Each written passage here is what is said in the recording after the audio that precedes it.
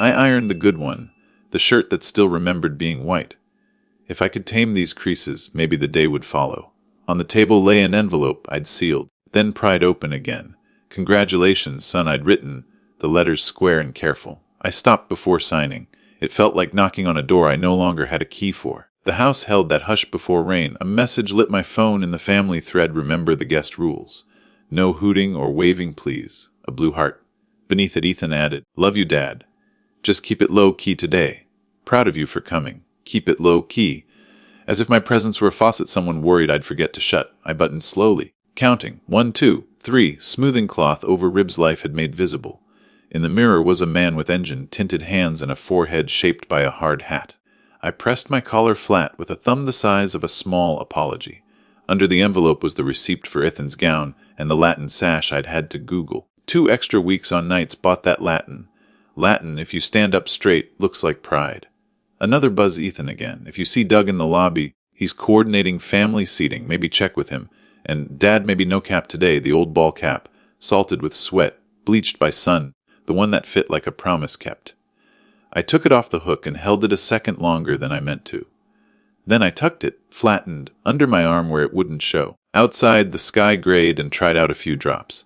The car smelled of oil and peppermint, the oil from my hands, the peppermint from Maya's candies when she was small and afraid of long drives.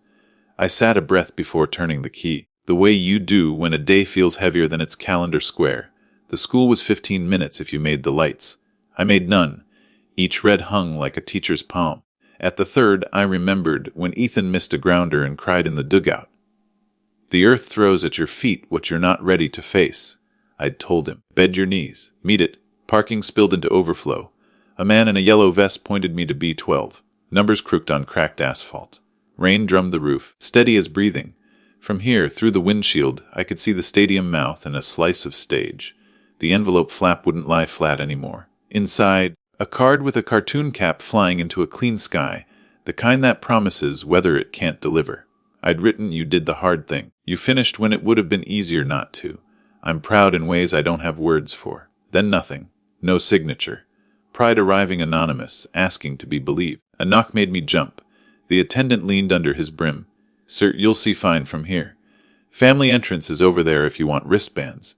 His eyes paused on my shirt, polite the way people are when they're sure their lives and yours won't touch. "I'm okay here," I said. He nodded on. The loudspeakers crackled. A bright voice welcomed us to achievement. "Please hold applause till the end of each row." The rain didn't hold anything. Another text running late. "Don't wait in the lobby. Sit wherever you find." Ethan's compromise voice, the one that could make small feel reasonable. I typed, deleted, typed, and finally sent only to "I'm here. Proud of you." Doug chimed in, "Great day for the family." The word family stepped into my car without knocking. I turned the screen face down and let the purchased darkness cover it. People streamed past, polished and damp. A grandmother fixed a boutonniere. A couple kissed like they had invented the idea. A thin man held a sign that read "WEVDAR-OU." I wanted someone to believe me on mine. Names began, applause swelling and receding like a patient tide. I curled my fingers against the urge to clap at the wrong time. "Try not to embarrass us." Mia had written, the us heavier than the dad. I held my hands the way you hold a door in a storm. When the ease approached, my chest tightened around all the things I would not do. I would not honk. I would not step into the rain and wave. I would not lift the cap. I would not become the loud story told later over dinner. I would be a quiet place for pride to sit. "Ethan Reynolds," the announcer said, crisp as a receipt torn free. I whispered it back, "Ethan," as if catching a coin before it hit the street. He crossed the stage with his chin set at an angle learned from mirrors. For a heartbeat he turned, scanning the stands like a lighthouse sweeping water. His eyes could not, sweep the parking lot. No one expects ships among puddles. My finger hovered over the horn and lowered again, an old instinct learning a new trick that love sometimes sounds like nothing. Rain tapped its small applause on steel. The iron shirt cooled against my skin. I looked at the card again, at the blank where a name should have gone, and thought about signatures, how they claim and bind. I had paid for so many things that brought this day within reach. Maybe the only thing left to pay was attention. I pressed the envelope shut with the pad of my thumb until the paper warmed. I set it on the passenger seat like a passenger that might yet speak. Then I watched the stage through glass and weather and distance, and let the moment be the size my children asked of me invisible, but present, like a hand under the table steadying a plate no one sees is tipping. The rain turned hard the second my tires slid into B12. It hammered the roof like 1,000 small urgencies, scored the windshield into gray lace, and made the painted 12 look like it was bleeding into the asphalt. I cut the engine and the wipers froze mid-arc, an awkward arm half raised, unsure whether to wave or surrender. From here the stadium was a glowing mouth. People hurried with umbrellas, their shoes skimming over puddles that briefly held each family upside down before the ripples erased them. I reached for the printed ticket I'd folded 3 times and kept in the dash. General Edemaism, black letters on damp paper, a permission slip for the nameless. A man in a yellow rain poncho tapped the glass. I lowered the window an inch. Rain beaded on the rubber like a row of tiny eyes. "Wristband?" he asked, friendly in the way of people who repeat the same sentence for an hour. "Just a ticket," I said, passing it through the slot. He glanced, then hooked a thumb toward the lobby. "Families pick up wristbands over there. That gets you into the reserved rows. Otherwise, general seating's fine. Great view if you don't mind a little weather." "I don't mind weather," I said. I minded other things. Follow the cones. You'll see a table with the sign. I eased back into the stream of cars and inched toward the entrance, watching faces in the rain. A teenager in 2 big shoes carried a bouquet taller than his arm. A woman dabbed at a man's cheek with a handkerchief and laughed. 2 little brothers leapt the same puddle and misjudged by the same inch. Everyone was making memories on purpose. Inside the lobby, the air smelled like popcorn and wet denim. The floor had been mopped and immediately given back to puddles. On the left, a folding table held a plastic bin of wristbands, the kind stadiums use to sort joy into tears. A laminated sign read Faminel's Chasikin in cheerful font, as if the concept didn't require debate. Behind the table sat a young woman wearing a school polo and a determined smile. Beside her stood a tall man with perfect hair and a clipboard dug. His suit had the resilience of something with its own skeleton. He saw me and gave a little salute with 2 fingers, the way hostesses do to people they've waved past a full reservation list. "Hey, there he is," he said. "Congrats to us." "Huh, to us." The words knocked lightly on my chest, and then finding no handle moved on. "I just need a wristband," I said to the young woman, sliding my ticket across. "What name, sir?" she asked, pen poised. "Reynolds," I said. "Ethan. I'm his father." Her eyes tracked the list. She went left to right with a finger tipped in glitter polish, then up, then down, then to a second page clipped behind the first. "Ethan Reynolds here," she said, relieved to find her quarry. "Family 4? She reached into a white envelope labeled Relonellis Ehenaseum Isle Ford, lifted it, then set it back. "Looks like these were picked up already."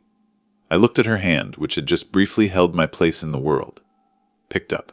She nodded toward the interior doors. "About 15 minutes ago." Doug shifted the clipboard to his other arm. "We grabbed them when we came through," he said smoothly. 2 for us, 1 for Mia, 1 for Marianne. We weren't sure where you wanted to sit. Figured you don't love big crowds. General's less cramped. You'll like it." He said it kindly, as if he were saving me from something I couldn't quite handle. I had worked in warehouses where forklifts reversed inches from my shins and men shouted warnings the size of their lungs. Crowds hadn't killed me yet. "I can stand," I said. "Doesn't matter." The young woman offered an apologetic shrug, the kind that belongs to people new at jobs where systems decide the shape of compassion. "There's an overhang on the east side," she added helpfully. "Keeps most of the rain off." Behind us, a group of grandparents approached, laughing and breathless, smelling faintly of menthol and lemon cake. "We're the Guzmans," one announced, as though arriving were an achievement. The volunteer's face brightened. She found an envelope, held it up like a prize, and wristbands bloomed around those weathered wrists. I stepped aside. Doug checked his watch. "We'll catch you afterward," he said. "Restaurant at 7. Bistro 12, Maya's idea." He smiled like a billboard. Great day for the family. Family. I could taste the letters, rubbery and clean like the inside of a new tire. I drifted back into the rain, which had softened into a steady practice. At the door, an usher tore the bottom of my ticket and waved me toward the general stands. "Plenty of room up top," he said.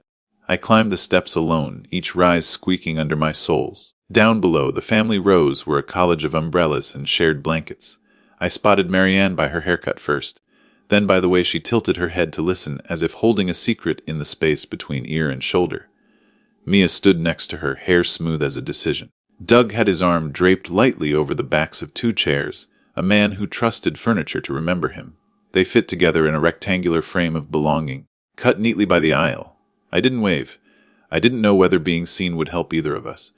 The band warmed up, brass bleeding into the damp. Announcers rehearsed into dead microphones. The first syllables burst and then calmed.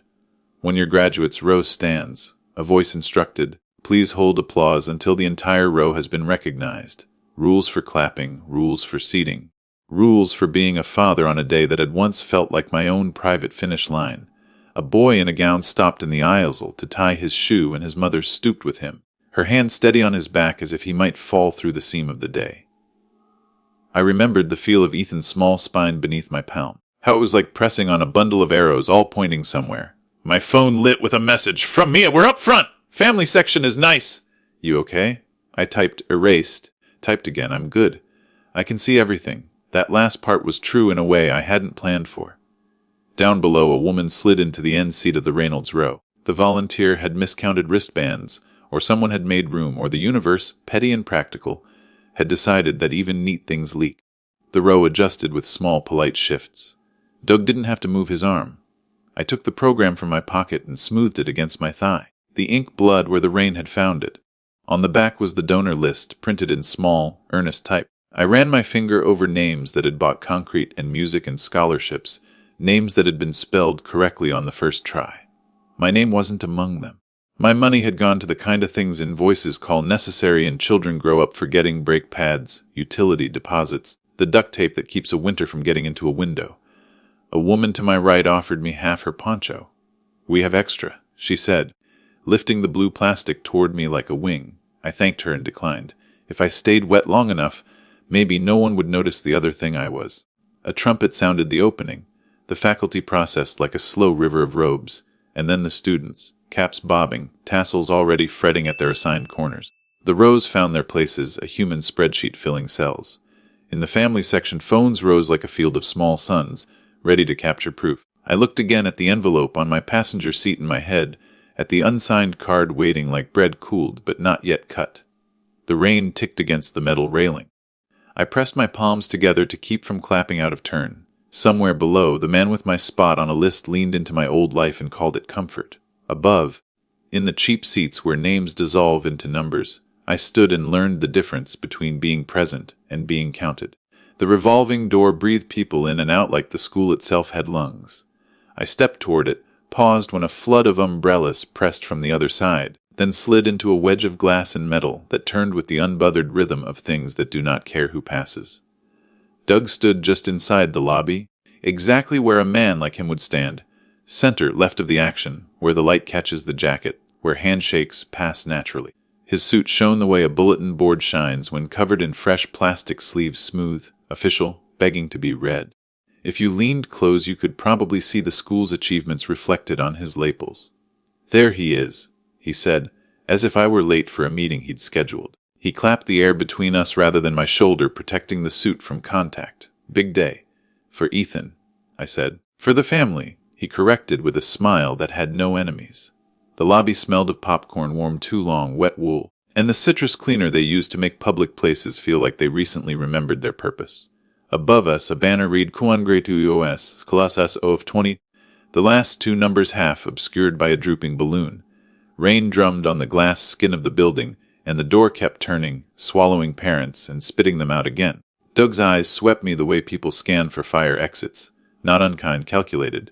He leaned closer, voice dropping to the register used for sensitive instructions. Hey, there's a lot of movement today. Ushers, cameras, the works. Maybe grab a seat a little farther back. Fewer crowds. Safer that way. Safer. I had taught 20-year-olds to keep their toes clear of forklift wheels and their fingers away from belts that don't forgive. I knew the kind of safety that leaves bruises if you ignore it. Whatever he meant wasn't that. I can manage, I said. Of course, he said, loading the words with so much courtesy they bent in the middle. General has a terrific view. We'll be up front with Mary Ann and Mia. We'll find you afterward. Bistro 12, 7 o'clock. Sound good, he said. Like I'd always been inside it and just needed reminding. He said afterward, like the day would break into a neat before and after with no messy middle. Beyond his shoulder, I saw Mary Ann arrive with Mia in a rush of damp and perfume. Mary Ann shook droplets from her hair, the same practiced tilt she'd had since the first apartment we shared when the bathroom steamed, and we'd laugh at our mirror ghosts. She held a long black umbrella high in one hand and a purse in the other. When Doug reached for the handle of the umbrella, she passed it to him, a clean relay. He held it over the two of them as if the thing had always been joint property. Maya tucked herself under its arc, quick as a bird under an awning. Marianne did not scan the lobby, or if she did, she let whatever her eyes met pass through without registering. "I'll let you get settled," Doug said, checking his watch again. "We should take our places." He guided them away with the umbrella like a shepherd crook. The door swallowed them. The suit did not wrinkle. I walked toward the general stands because I had already told someone I would, and because I didn't want to make my son manage me. The usher tore my ticket as if this were a theater and I were here for a comedy. "Plenty of room up top," he said again, and I went where the word plenty meant empty. From up there you could see the order of things. Family rows like a braid, each camera held at the same height, each smile pinned toward the same vanishing point. The stage glowed. In the corner near the band, the vice principal tested a microphone with a throat, clearing so authoritative even the clarinets listened. Rain softened and then remembered itself.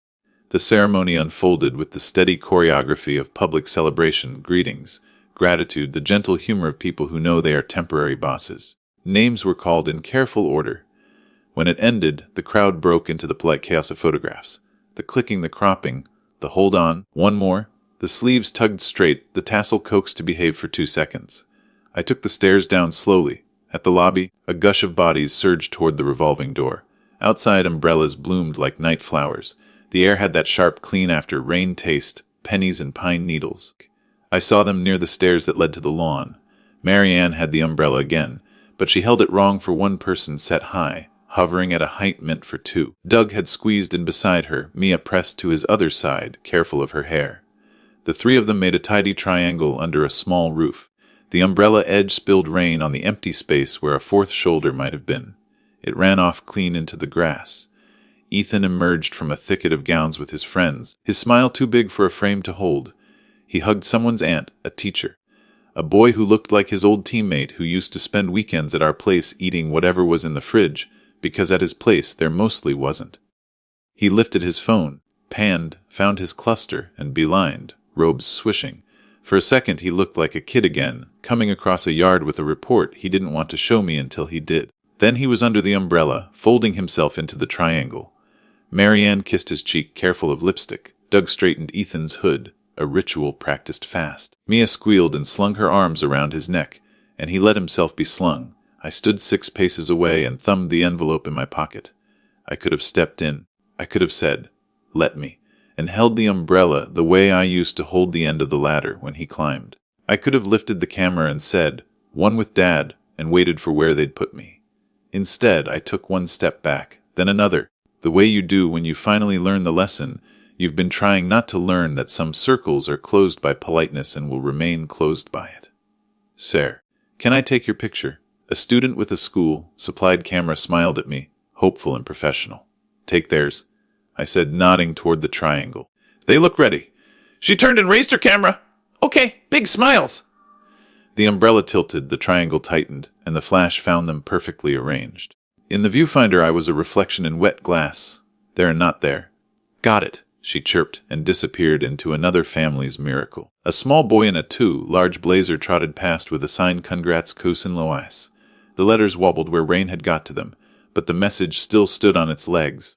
His father guided him with a hand on his shoulder, the way men guide boys when they want them to walk in a straight line through noise. I had done that. My fingers remembered the weight. I lingered until the first of the lawn photos gave way to the second wave, until captions started to write themselves aloud. "Proud Mum. We did it. My whole world." When I turned to leave, the revolving door was unmercifully busy, so I pushed through a regular door that complained at being used and came out under a thinner piece of roof. Rain had resumed a fine, needling insistence. I put my hands in my pockets and walked along the building's side to avoid interfering with anyone's capture of joy. At the corner I paused. An older couple stood under a parking lot tree that didn't help much. The man held a coat over his wife's head, and she laughed into the darkness under it. He was not in a suit. He was not beautiful for cameras. He was something else, sturdy as the trunk beside him, ridiculous and right. When I reached my car, the windshield was a field of beads. I started the wipers and carved a clear shape in the wet. The envelope on the passenger seat had softened around the glue where I had pressed it earlier.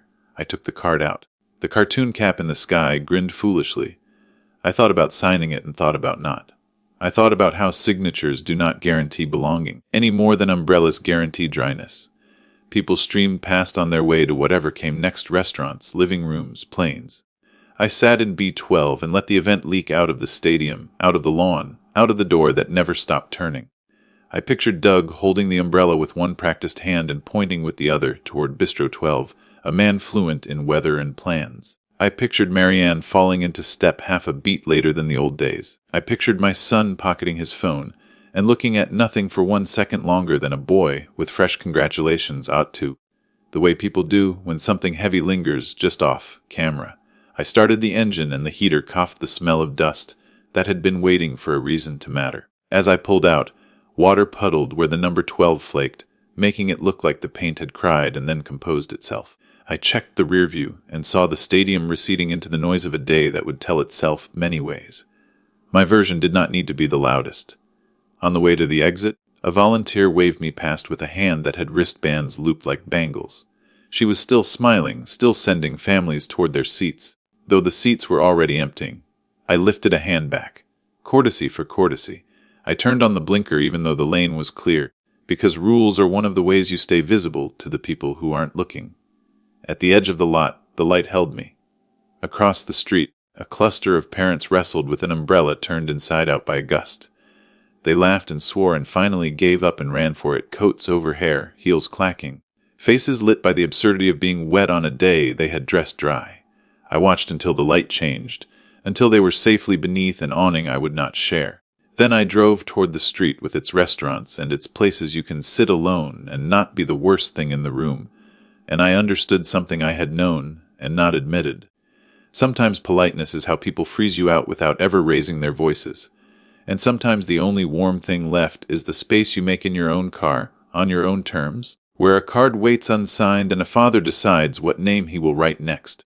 The first meal after the housewarming felt like walking into a room where a pipe had burst yesterday and someone had mopped, opened a window, and called it good. The floor was dry, but the air still remembered. You could smell it if you knew how. We met at your mother's place, a narrow dining room that's been the same since you were tall enough to reach the light switch. The good plates came down from the high shelf, the ones with the faintly chipped rims we pretend not to notice. A chicken worked quietly in the oven. The radio on the counter hummed a baseball game 4 counties away. Forks tapped the edge of water glasses like they were rehearsing an apology. No one mentioned the backyard. No one said plumber or housewarming or repeated the sentence that had sliced a neat line between us. We talked about traffic and the weather and how the tomatoes were late this year. Your mother kept setting things in the center of the table like offerings to a polite god. Roasted carrots, a bowl of salad slick with oil, a plate of biscuits so hot they breathed. She moved faster than she needed to, the way people do when they're building a bridge between 2 shores without looking down. Sit, she said, as if this were the problem. It'll get cold. You took the chair across from me, the one with the wobbly leg I've meant to fix for 8 years. You didn't test it. You set your phone face down, like we'd passed a new law while I was in the driveway. Your eyes stuck to the salt shaker, the ceiling fan, the window, anywhere but to mine. I could have taken offense. I took a breath instead. Your mother tried to braid conversation out of loose threads. Did you too see they finally paved Maple? She asked. No more potholes. Your father will lose his favorite complaint. I smiled. I've got a bench of replacements. Don't worry. You smiled into your napkin, a small admission that the ground under the table wasn't going to open and swallow us whole. Then the silence stepped back into the room and sat down like family. I cut the chicken. The knife slid through with a little hiss, juices catching the light. You passed plates without looking at me, the way men pass tools when they're new to a crew. I noticed the cuff of your shirt, just a hair too crisp for a Thursday dinner. You noticed my knuckles, cracked where winter still keeps a key. Your mother watched us watch everything but each other. Remember when he was 6 and insisted on wearing the tool belt to kindergarten, she said, nodding toward you as if there were 2 of you in the room, the boy and the man, both politely attending. Hay cried when the teacher made him take it off. You handled your biscuit carefully. I remember. And your father, she went on, drove it over at lunch so you could wear it for recess. You You stood by the slide like a foreman. We had a very safe playground, I said. The corner of your mouth lifted. The game on the radio found a double in the gap. We let the noise cover us for a few seconds. I wanted to say 1,000 sentences I'd rehearsed alone about work, about respect, about the way words can bruise a man in places X-rays don't find. Instead, I buttered a carrot and asked if your car was still pulling to the right. Sometimes the shortest pipe is the one that gets water where it needs to go. You nodded. Alignment's off. I keep meaning to take it in. Don't wait, I said. Tires tell on you when you pretend not to hear them. I know. You said and meant a different thing. We ate. Knives whispered against plates. The old wall clock cleared its throat every minute. Your mother poured more water than the glasses could hold, as if overfilling a thing could prove it didn't have cracks. I saw Cal at the hardware store, she said. Asked after you? He's well, I said. Retires at the end of the month. Says he's going to learn to sit still. She snorted softly. Men say that like it's a hobby. You laughed once, quick, surprised. Then your face did a careful thing and set the laughter down where it couldn't break anything. I caught you looking at the top of my hand. A thin crescent scar runs across the vein like a misplaced smile. You used to trace it with your thumb, ask for the story again, the frozen coupling, the wrench that slipped, the lesson about leverage I learned on my knees. You didn't touch it now, but your gaze paused there like a man reading a sentence out loud in his head. Bread, I asked, holding the basket halfway. You reached for it at the same time and our fingers brushed, two polite strangers in the same elevator. Your eyes flicked up. For 1 second we stood on the same rung of a ladder. Then the second passed, the way seconds do when the clock refuses to be brave. Your mother cleared dishes as if quiet were something you could wipe. Coffee, she asked. Pay. Coffee, I said. Black. Same, you added, as though agreeing with me might count as progress. Mugs landed, the cheap kind that hold heat like grudges. We warmed our hands. The radio stuttered into news. I reached into my coat pocket and felt the edge of a small envelope, the kind I use for receipts. Not money. A photocopy of a list I keep on the inside door of my truck. Where to find the main. What to shut first. Which valves hate being rushed. I'd made you a version of it without deciding whether I'd hand it over. Your mother excused herself to check the laundry, a retreat that looked like mercy in an apron. The hallway swallowed her steps.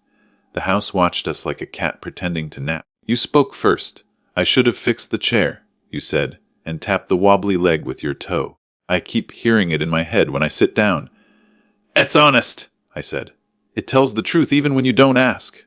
You nodded. Feels like that a lot lately. The window glass held our reflections, faint and overlapped. Two men who could pass for the same person if the light were kinder.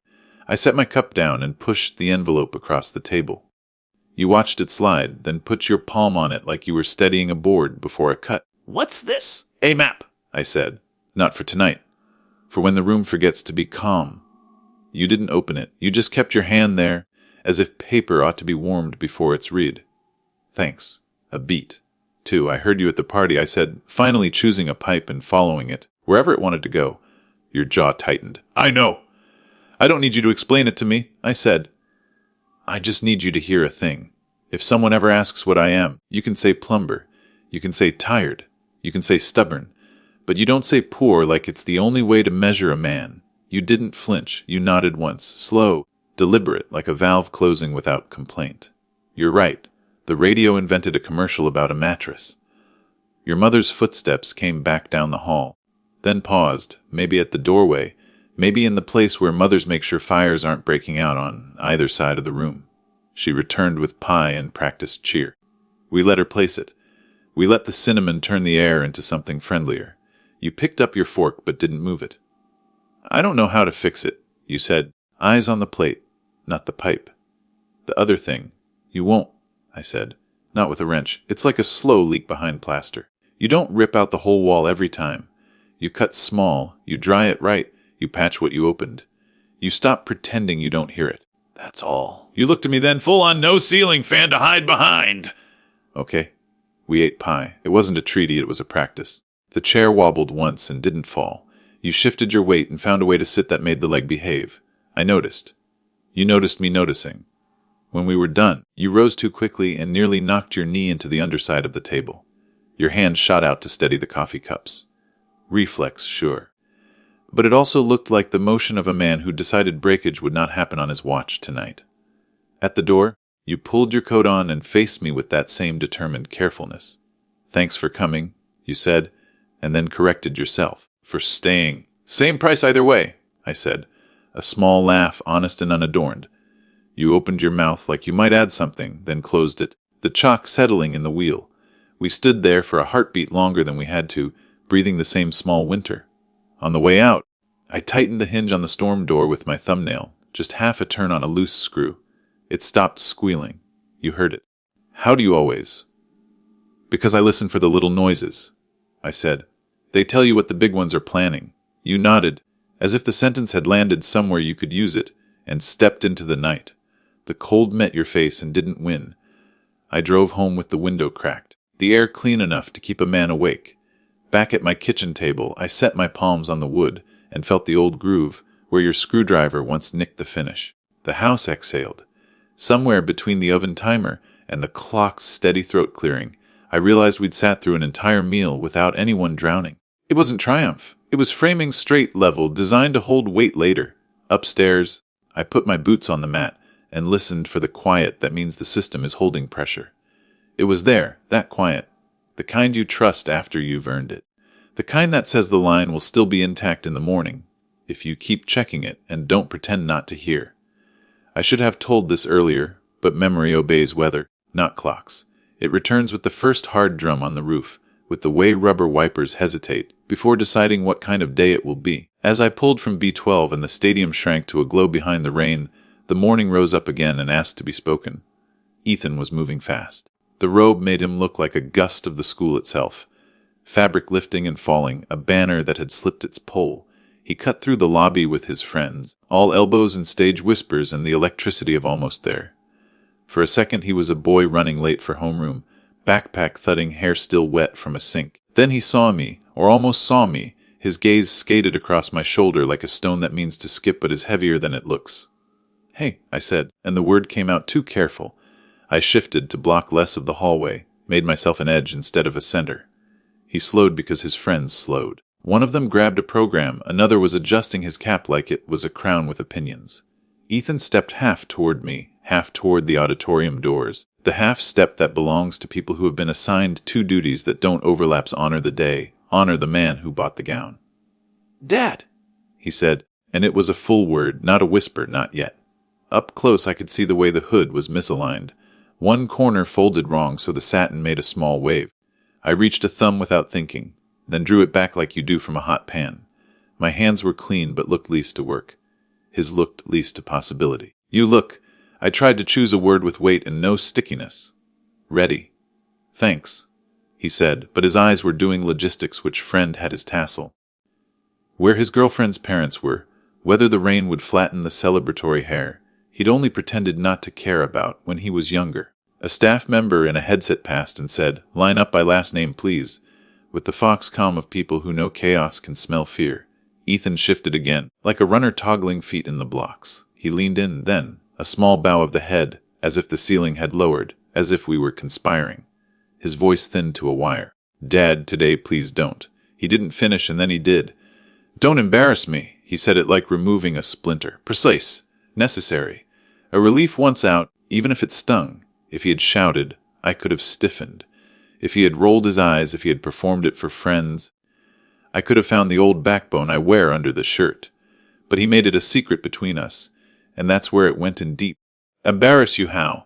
Would have been a fair question. Be existing, by clapping wrong, by being the chapter you cut from the family album. Would have been the unkind one, the one that wakes at 2 a.m. and practices into the pillow. I didn't pick either. "I was just going to sit," I said. "Quiet." I heard the word quiet as if it were not a choice, but a diagnosis. "Thank you," he said as if I had agreed to hold a heavy box for a minute. His eyes softened into what I wanted to believe was love, and could have been relief dressed as it. "You know how Doug? There's seating, there's a whole thing. He's got the parking passes. It's just easier if I find my own." I supplied, because I am old enough to finish a sentence even if it builds the box I'm handed. Because I know how to make the load settle, so it doesn't slide off the dolly. He smiled, quick and professional, the kind that looks great in photos. Behind him, a friend yelled, We're rolling! And did a little drum roll on his own chest. The headset woman called names in batches. A brass section pestered its mouths into agreement. The building decided to be louder than any one person. Ethan lifted a hand halfway to my shoulder and let it fall, a canceled gesture. He adjusted his hood himself, and the satin surrendered into place. "I'll see you after," he said. "Bistro 12. Mia made a res. "I know," I said. 7. 7, he echoed, a promise cast into the air like a coin toward a fountain you don't own. Then he was gone, plum fabric caught in a current, friends folding around him, the sound of a future unsheathing. I stood in the hall with the smell of hot lights and wet carpet and watched 3 seconds of empty space where he'd been do what empty spaces always do. Offer me a mirror I didn't want. Marianne brushed past just then, cheeks bright hair lifted by the weather and by something else. "You okay?" she asked, not stopping. It was a kind question and a moving one, kind the way you label boxes fragile when the truck is already bouncing. "Fine," I said, and the word had edges I hadn't sanded. She didn't turn to take them. She lifted her umbrella to clear a knot of students, and Doug slid under it with ease, his hand finding the handle like he knew its balance already. It's a small thing who holds an umbrella. It's also not. The band struck the rehearsal march, a thin, brave loop that climbed the walls and came back to itself. People began to move toward doors, toward seats, toward being officially proud. I turned toward the exit the way a tide retreats slowly, but with a decision that came from somewhere older than choice. On the way out, a janitor was taping down a cable with gaffer tape, laying black over gray in neat-armored strips. He looked up once and nodded, the brotherhood of men who make the world safe for marching. I nodded back, wishing our trade was the one being celebrated with caps and Latin. Back at the car, I put the envelope on the passenger seat like a passenger. The rain had not started yet, not really, but the sky had fallen to that color that suggests rehearsals are over. I sat with my hands on the wheel and tried on a variety of faces in the rear view, the cheerful one, the resigned, the soldier home from a war nobody asked about. None of them stayed. I turned the key. The radio found a song about fathers that already knew how to hurt me, and I turned it off. I pulled into the stream of cars. When the first hard drops began, steady and then steadier, the morning let go of my collar, and the present took it. On the grass beside the lot, someone set up a tripod and struggled with its legs. A child stomped in a puddle and laughed like he had invented the idea. Somewhere at the stadium's back door, a boy in a plum robe leaned close to a man with engine, tinted hands, and asked for something small that felt big. In the car on the way out, a father agreed to be quiet and then learned what that word costs. I drove to the edge of the property and waited at a red light that held me long enough to reconsider everything, and then did not bother to change. I thought about the way Ethan leaned in, the way his breath smelled like mints someone had handed out in the green room, the way he believed there was a version of this day in which no one got wet and no one winced. I thought about how love, when it is young, wants a clean program without smudges, how love, when it is old, knows the smudges are the proof. The light turned, I went. The wipers found their work. By the time I pulled back into B12, the rain was the kind that edits a day into what can be remembered and what dissolves, and I had already chosen my part. A man who would sit where there was room and hold his applause like a breath, and who would, much later, let that breath out and see what was still standing. I came back to the car because I had promised to be quiet, and cars know how to hold a man's promise. The seat remembered me. Giving a small sigh as I lowered in, I turned the key, and the wipers woke with a stubborn squeak, carving a window in the gray. Each sweep drew a stage from the distance. Bleachers softened by rain, the bright stripe of the platform, the microphone like a bird on a wire. The world smelled of wet vinyl and old coffee. The defroster coughed and began to lift fog from the glass in soft circles, as if some patient hand were washing a pane between lives. I nudged the wiper speed until it matched the rain's patience, not frantic, not lazy, just enough to turn the storm into a film I could watch. I wasn't the only one who had found a seat in the windshield grandstand. 3 spots over, a grandmother in a floral dress sat with her hands folded around a rosary that kept slipping on the slick. In the next row, a minivan idled, its backseat windows crowded with little noses leaving clear, round spots in the fog. A man leaned against his truck bed in a poncho that said Farm Fidi Take. Cigarette cupped from the rain like a secret fire. We were a congregation that had all missed the same bus and decided to make a day of it. The announcer's voice wavered in from the stadium and mixed with the drumming rain until it became a kind of music. I dialed the radio from habit, and a local AM station had kindly fed the ceremony into the living rooms of people who couldn't climb stairs.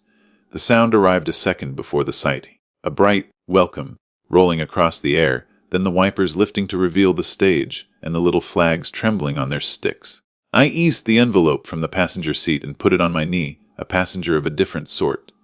The cartoon cap stared up at me. I opened it again to the blank where a name belongs, and felt like a man interrupting a prayer to see if he had spelled God right. Please hold applause until the entire row has been recognized, the master of ceremonies said, as if order could persuade joy to behave. The band nursed the school march into tune.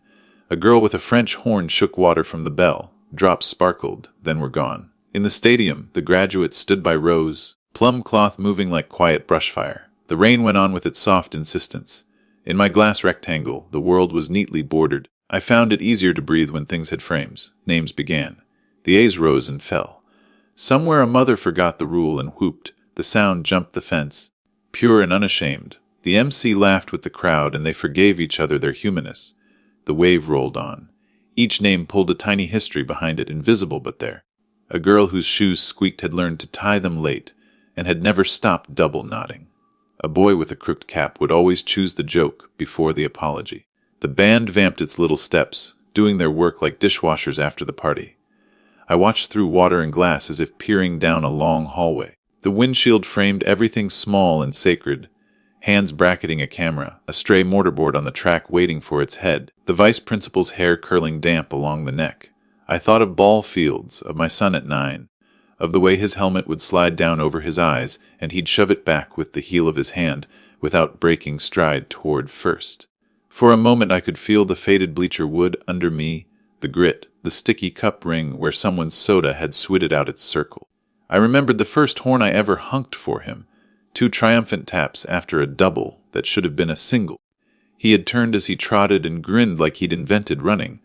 I had not known a man could be proud enough to push air through steel and make it speak. The B's and C's passed. The rain fattened, then thinned. A child ran between cars, chasing the river that formed along the curb, a finger extended to split the water like a tiny prow. His father called him back, and the boy returned, leaving shoe prints that filled themselves from the sky.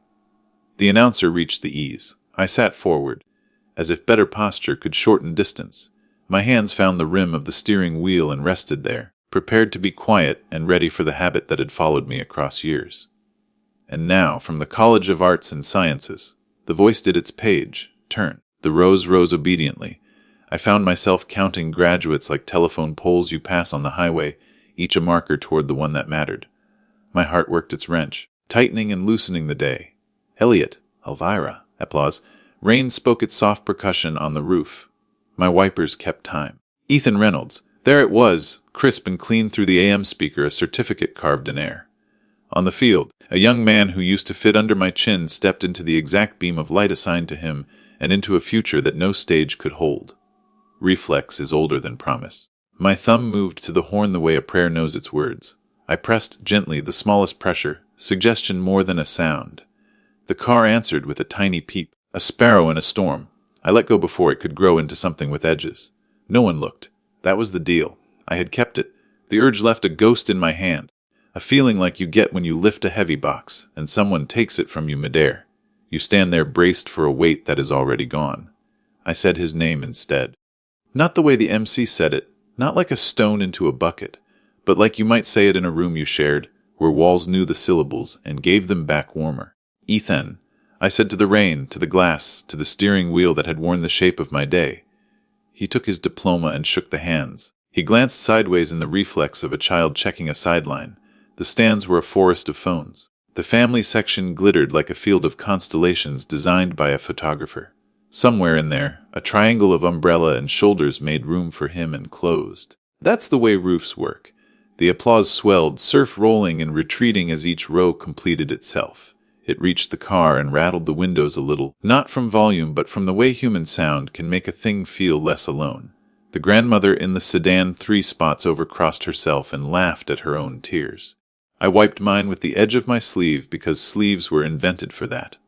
When the wave passed, I exhaled for what felt like the first time since morning. The wipers dragged across a drier windshield and made a rubbery complaint. I turned them down. The day, having crested, settled into smaller axe-tossing caps, reclaiming them from the track, trying to keep hair from telling the truth about weather. I looked at the envelope again. The blank space for a name felt less like a failure and more like a door. I took the pen from the console, poised it, and then put it back. Not yet.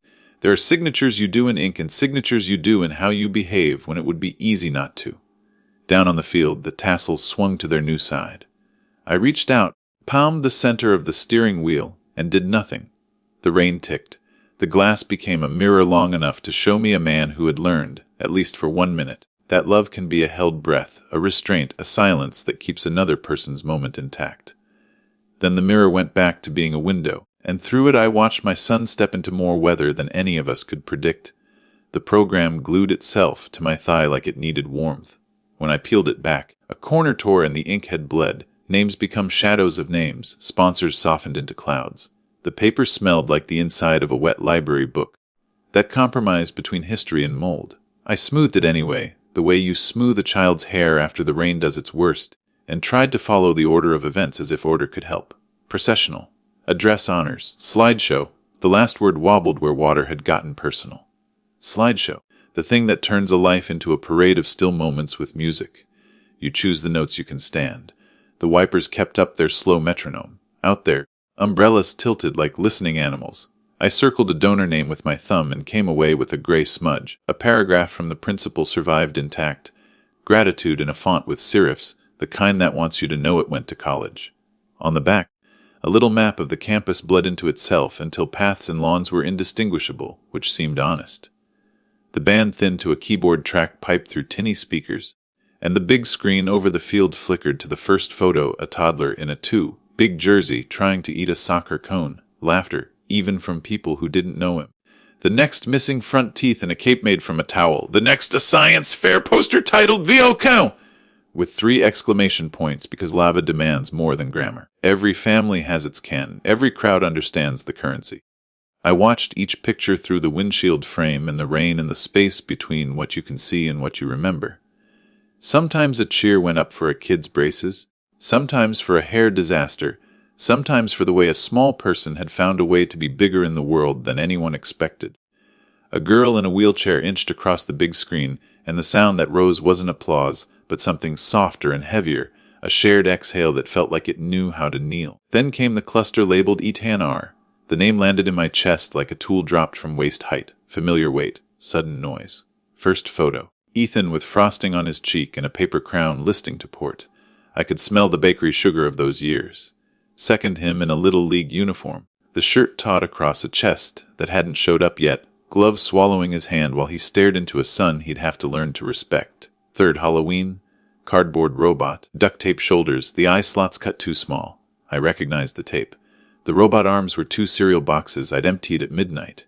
The crowd cheered politely for our robot, for our handsome uniformed boy, because politeness is how you clap for strangers.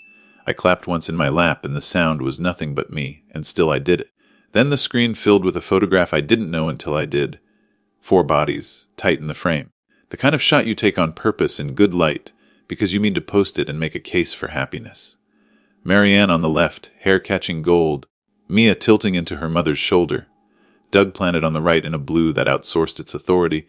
Ethan at the center, clean chin, the hood of a gown folded just so. The kind of smile you wear when your life is temporarily crisp.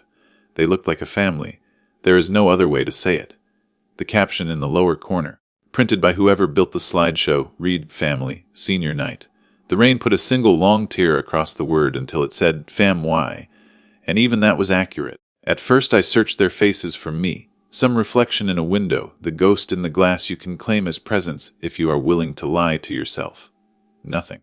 The crop was tight, intentional. If I had stood to the side, it would have been my shoulder, my wrist. None of me had made it. The lawn cheered for what it saw and what it believed. Phones tilted to catch a copy of a copy. I almost joined them. The way you clap when the national anthem ends, because you are trained to respect what is larger than your private ache. Instead, I looked past the brightness of the screen to the edges of the image, a backyard fence I knew. The short ladder I'd left there the year I fixed a gutter poorly. The light early evening, wineglass hour. The grill cover tied on one side because the other tie had snapped and no one had retied it yet. The thing that told me everything, though, was the wall clock inside the kitchen.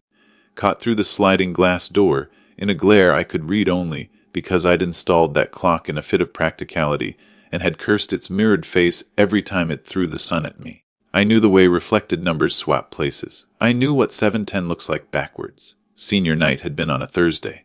Thursdays I did the late run. The warehouse paid an extra $1 an hour for nights that bled into Friday. $1 that bought tassels and alterations and the gas to drive between two lives with weather in the middle. I remembered that particular Thursday because I'd traded with a guy whose wife was in labor. I took his hours so he could take a hand. I had been stacking pallets of things that would become other people's weekends, while my son stood in that apron of light and lifted his chin and was folded into a frame that announced itself as complete. My phone, buried face down on the seat, had buzzed that night. A photo came in after midnight. Ethan and Mary Ann and Mia and Doug. Senior night! With double exclamation points and a heart.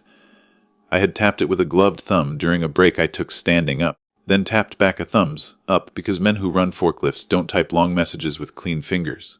I saved that picture. I looked at it on a smaller screen, alone under the buzzing of yellow lights, and told myself the thing you tell yourself when you have to. I am there. Somehow. My money is there. My hinge on the door. My signature on the check. My Tuesday mornings that made their Thursday evenings tidy. Seeing it now, ballooned to the size of a building, the crop felt like a verdict rendered without a judge. Not evil. Efficient. We had needed a square you could fit a caption under. The square did its math and decided which parts of the world counted. On the field, Ethan looked up at himself looking happy and did what everyone does. He laughed at his hair in middle school. He winced at the braces. He softened at the toddler with a paper crown.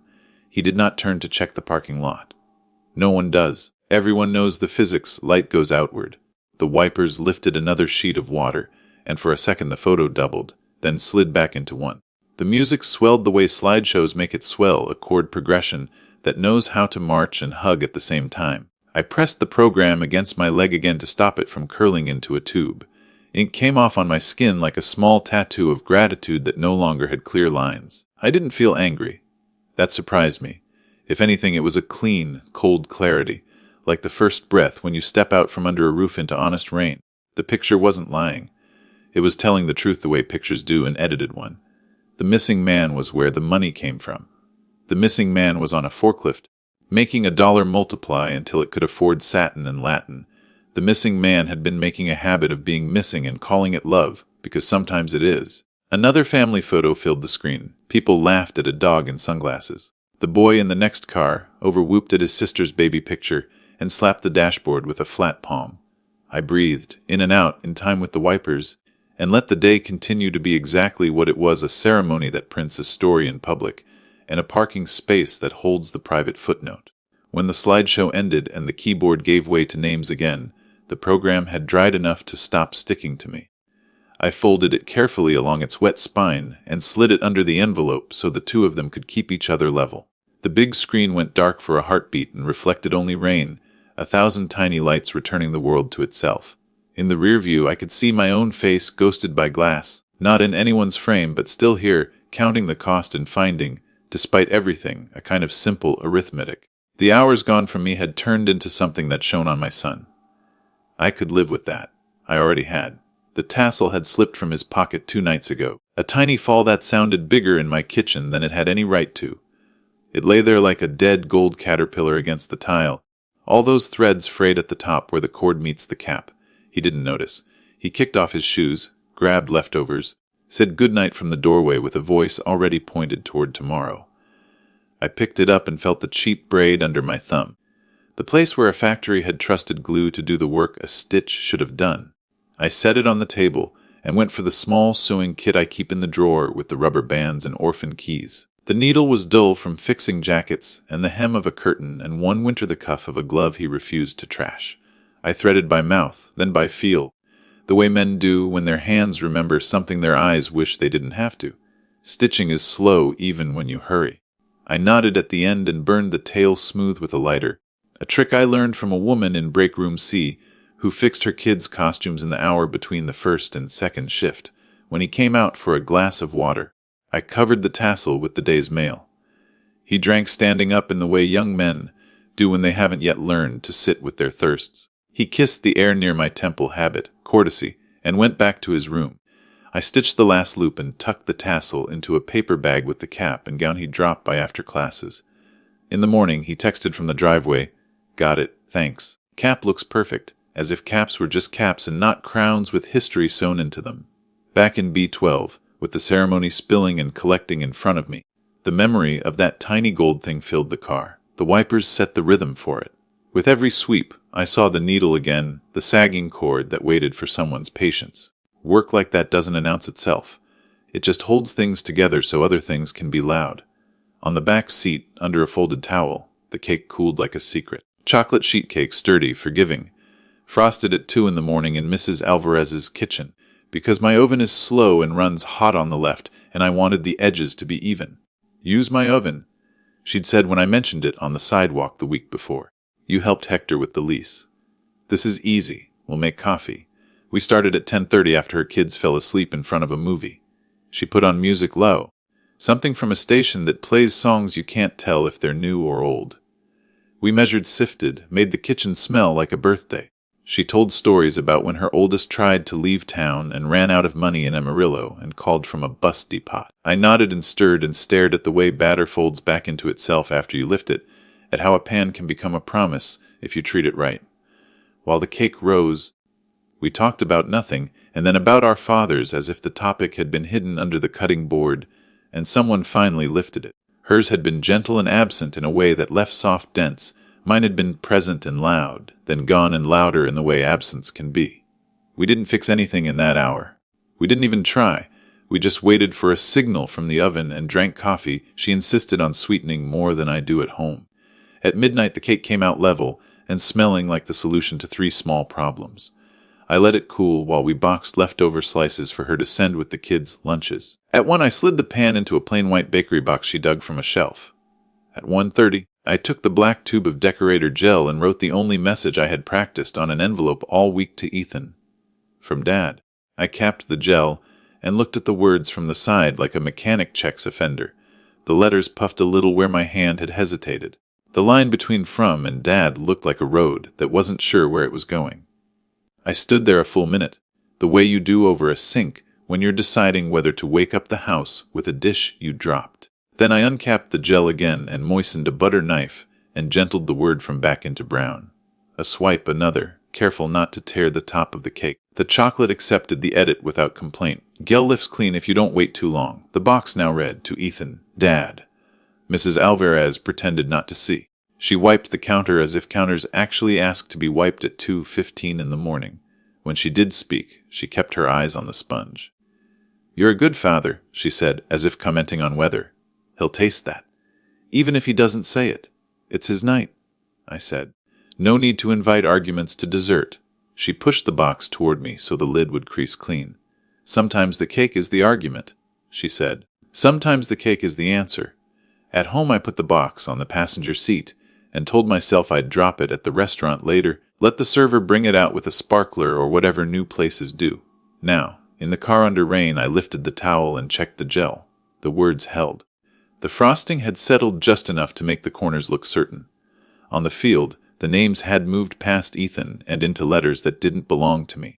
People were growing brave with their cheering. One horn from the far lot gave a full long laugh and got shushed by nobody.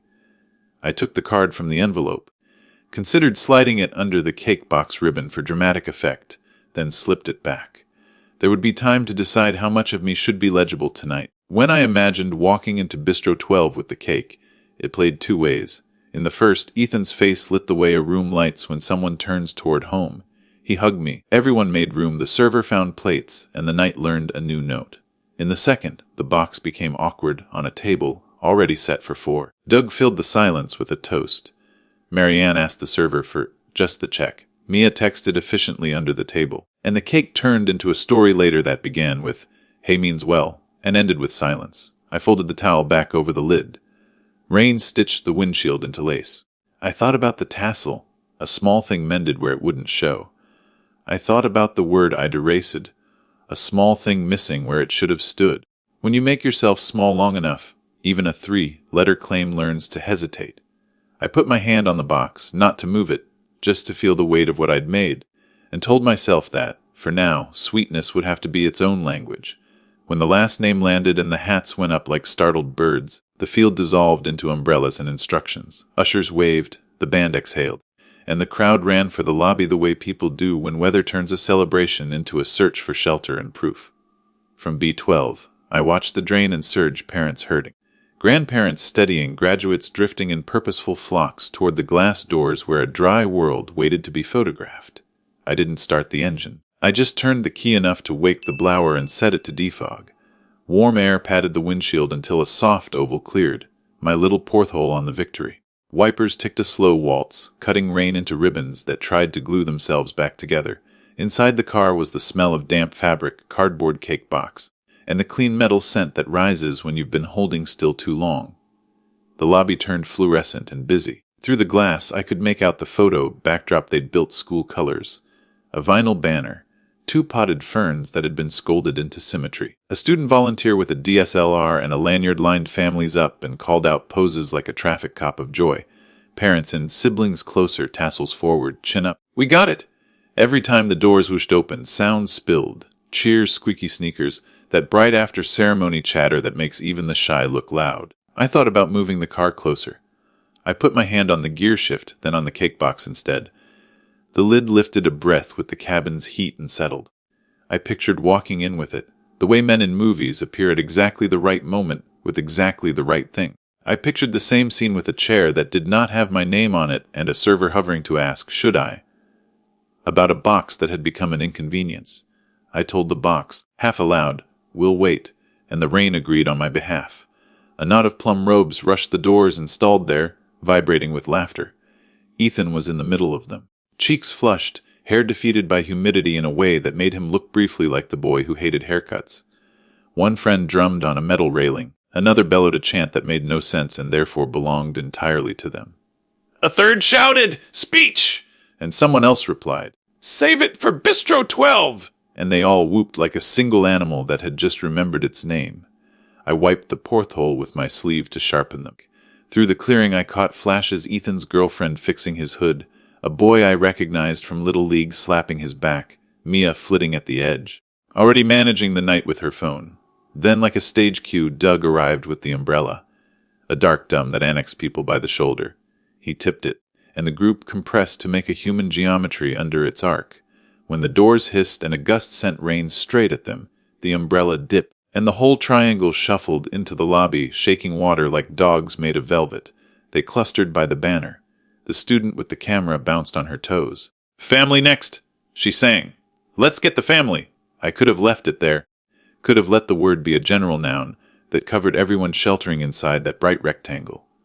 But words like that harden into names in public. The student lifted the camera, and Ethan turned, scanning for his people.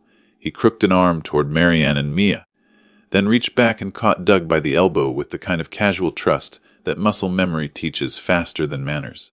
"This is my dad," he told the photographer as she found her focus. The doors opened on a swell of laughter, and the phrase rode the air to me, light and unearned and perfect for a caption. It went straight through the warm oval my blower had made and sat down next to me, polite as a stranger choosing the aisle seat on a bus. I didn't flinch. I did what the body does when a word you once taught to walk wanders off wearing someone else's shoes. I breathed in, I breathed out, I took inventory of what still worked. In the lobby frame, the 4 of them tightened into a picture that would post well. Doug angled the umbrella out of the shot and tucked his free hand behind Ethan's back with the ease of a man who knows where the small of that back has always been. Mia counted down with her fingers. Marianne tilted her head and smiled the smile I remember from prom photos I can't locate anymore. There was a time I practiced dek-da with a fist under Ethan's chin so sound would find shape. A time he called me that in a pharmacy aisle because I'd lifted him high enough to reach the bubble bath with the silly label, and strangers smiled at us for being obvious. There were forms where I wrote father's name without thinking and handed them back across counters that didn't care who filled the box, only that the box got filled. Names are practical. Names get the umbrella tilted your way. My hand drifted to the horn and rested there the way you lay a palm over a sleeping dog gently to prove you still know it. Through the glass, the camera flashed twice. "One more," the student said, pivoting to catch a better angle. Ethan laughed into the lens, proud and exhausted, and the lens laughed back, converting his face into pixels that would be arranged and rearranged across 1,000 screens by midnight. A man in the next row of cars leaned on his own horn like a celebratory trumpet. People shushed and then cheered anyway. I didn't join him. I reclaimed my hand and put it on the cake, felt the box accept the weight, felt the little ridges of the lid under my fingertips like braille that spelled a word I hadn't signed last night. In the lobby, the family shape loosened and broke into smaller, workable pieces. Marianne with a teacher, Maya corralling friends, Doug shaking hands with the board, Ethan engulfed by classmates who smelled like rain and relief. The photographer moved down the line, gathering proof. The doors sighed open, closed, opened again.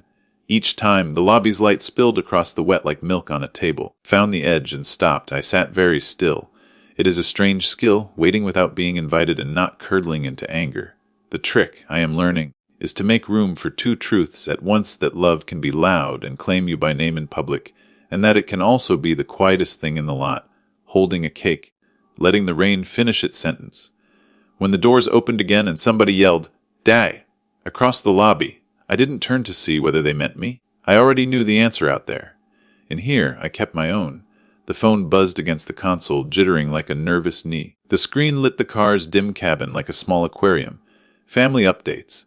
The thread with the little house emoji Marianne chose years ago, back when houses still felt shared. Dinner at Bistro 12 to celebrate. Balloons bobbed in the chat. Mia sent a confetti GF. Doug added a thumbs up and a champagne bottle that burst on loop. Ethan dropped a single fire emoji, the way men his age say yes and don't make a big deal at the same time. I type it, "I'm parked. I'll meet you there at 7. I watched the sentence blink, a pale blue ghost. Then I erased it, letter by letter, until the field went blank and the cursor pulsed like a small animal I was suddenly responsible for. Another message slid in. Practical, efficient. Mia's voice even when type. "Parking's a mess. Let's keep it simple. Dad doesn't have to come. It's raining a lot." There it was. Not cruel. Logistics dressed as kindness, the kind that keeps everyone dry and one person outside. For a second I tasted pink peppermint. Mia at 8, studying spelling in the passenger seat, cheeks blotchy because necessary refused to hold both says where she put them. I'd passed a mint over the seat, then another, then the whole roll. "Take what you need," I'd said, and she'd nodded into the road's rhythm. When the test came back with a star, she'd looped her arms around my neck so tight I had to lean forward to breathe. "Thank you, Ba," she'd whispered, a voice shaking like a bridge in wind. "Keep it simple." The grown version wrote now, adding a rain cloud, in case weather needed an alibi. 3 dots appeared under my name. Dad is typing ridiculous ellipses for a man who fixes things with nouns. Wrench, ladder, bill. I don't mind the rain. Delete. I'm already here. Delete here. I have a cake. Delete. I'm proud of you both. I left it, stared. Deleted that too. Pride reads like pressure when you aim it at a room that hasn't set a place for you. Doug chimed in, gracing the wheels. "Great call, Mia. We'll get Ethan settled. Keep it tight. Dad, no worries. We'll FaceTime you for the toast!" The exclamation point bounced like a man who believes in solutions that fit in pockets. Ethan added another flame. Then, after a pause long enough to pass for thought, "Thanks, Dad, for being here today, no period." The message looked down at its shoes. I scrolled up past the day's logistics. "Where are you? Got the wristbands.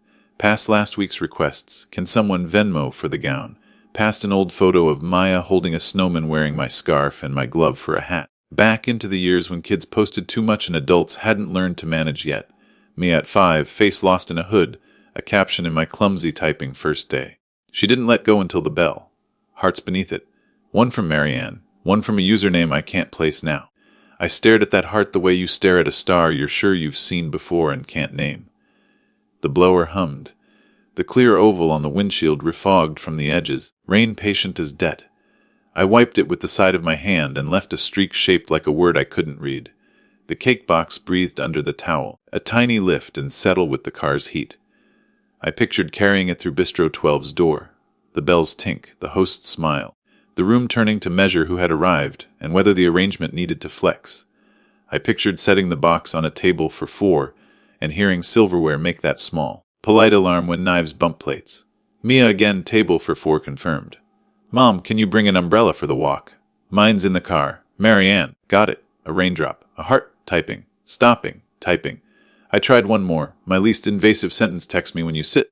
I'll drop something at the host stand for dessert sent. The bubble went blue and stayed unliked. The thread fell still in that way group texts do when the train has pulled away and someone runs along the platform telling himself it's fine. There will be another. My chest did that tightening I pretend is weather. I tapped Maya's name to open a private window. Kiddo, the rain is nothing. Pride is waterproof. I stopped where the sentence wanted to turn into a lecture and, God help me, a poem. Deleted all of it and typed you were brave today. Sent. 3 dots came at once. Disappeared. Came again. Disappeared. Finally, thanks. A sun emoji slipped after it like she meant to send a better forecast. Out on the walkway, a family sprinted for the lobby. Laughing, the father's jacket held over 3 heads like a miracle that only works if no one looks down. I remembered Mia's breath at my ear. Don't leave. Bah. Outside a classroom once, the janitor rattling a trash can, the world going on at full volume, while my girl fit her fear into the space between my collar and my shirt. I stayed then. I stayed so long the teacher joked about charging me rent. Some kinds of staying are easy. This kind is not. Another buzza photo in family updates. The 4 of them at the backdrop. Crisp angles, accomplished light. We did it, Mia wrote. Doug added the school hashtag. Ethan dropped 3 blue hearts. Marianne wrote proud of us and attached a rain-soaked shot of the umbrella handle looped through Doug's forearm. I tapped to enlarge. The banner's colors reflected in their eyes, a trick of pixels that always makes me want to believe the room loved them back. In the glass behind the photographer, the lobby handed me a skinny ghost of a man caught in a car-shaped mirror. Me, I think, or the suggestion of me. I set the phone face down. The screen lit the headliner, then died. I let the car be a room. I let the rain make its case without help. I placed my palm on the cake again. To Ethan dayed and felt the cardboard cool under my skin. Maybe I'd leave it with the host and walk out before the bell stopped ringing. Maybe I'd take it home, cut it into squares, and pass them still cold to the late shift. Sugar for men who know the sound of forklifts and the cost of tassels. Maybe I'd do both, because that's how fathers answer when nobody remembers to ask with too much and with enough. I popped the glove box for a napkin to wipe the fog strip the blower kept losing to the edges. The door dropped with that hollow thunk older cars make, and a small archive slid forward tire gauge. Owner's manual swollen from one bad summer, a dead pen, a packet of tissues crushed into a trapezoid. On top of the mess lay a windowed envelope. I'd been moving from place to place for a month like a guest I couldn't seat. Declaration page stared up, stern as a hall monitor. I tore it open along an old tear. Paper rasped my fingertips. Named insured Daniel Reynolds. Vehicle the car Ethan drives more than I do. Additional driver Ethan Reynolds. A beige grid detailed what parts of disaster we rented by the month. Liability, collision, uninsured motorists, glass. 2-46-9. Beneath it, the line that always makes the math personal autopay checking. Re-EZO 411. I know the price of safety down to the skipped breakfasts it costs. Oatmeal at home instead of the hot sandwich at the corner. Coffee black because cream is a habit and habits add up. 2 mornings a week I slide those little savings into an envelope marked insurance, as if cash still paid for things. The autopay withdraws anyway, humorless and on time.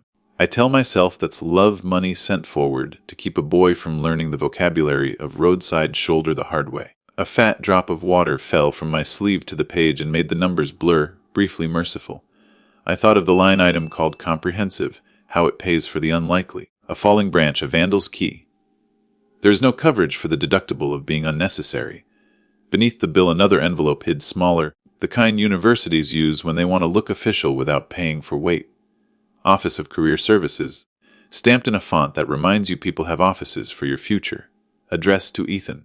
Marianne must have tucked it in when she borrowed my car last week and forgot to mention it. Maybe she'd meant to hand it to him later. Or maybe they assumed it would find him anyway. Things usually do. I slid a finger under the flap. Offer of paid internship, the header announced. Jaunty and neat. Company name I didn't recognize. Clean Energy something with a logo that looked like a leaf learning geometry. Start date June 10. Rate 100,000 hour 2530 hours week.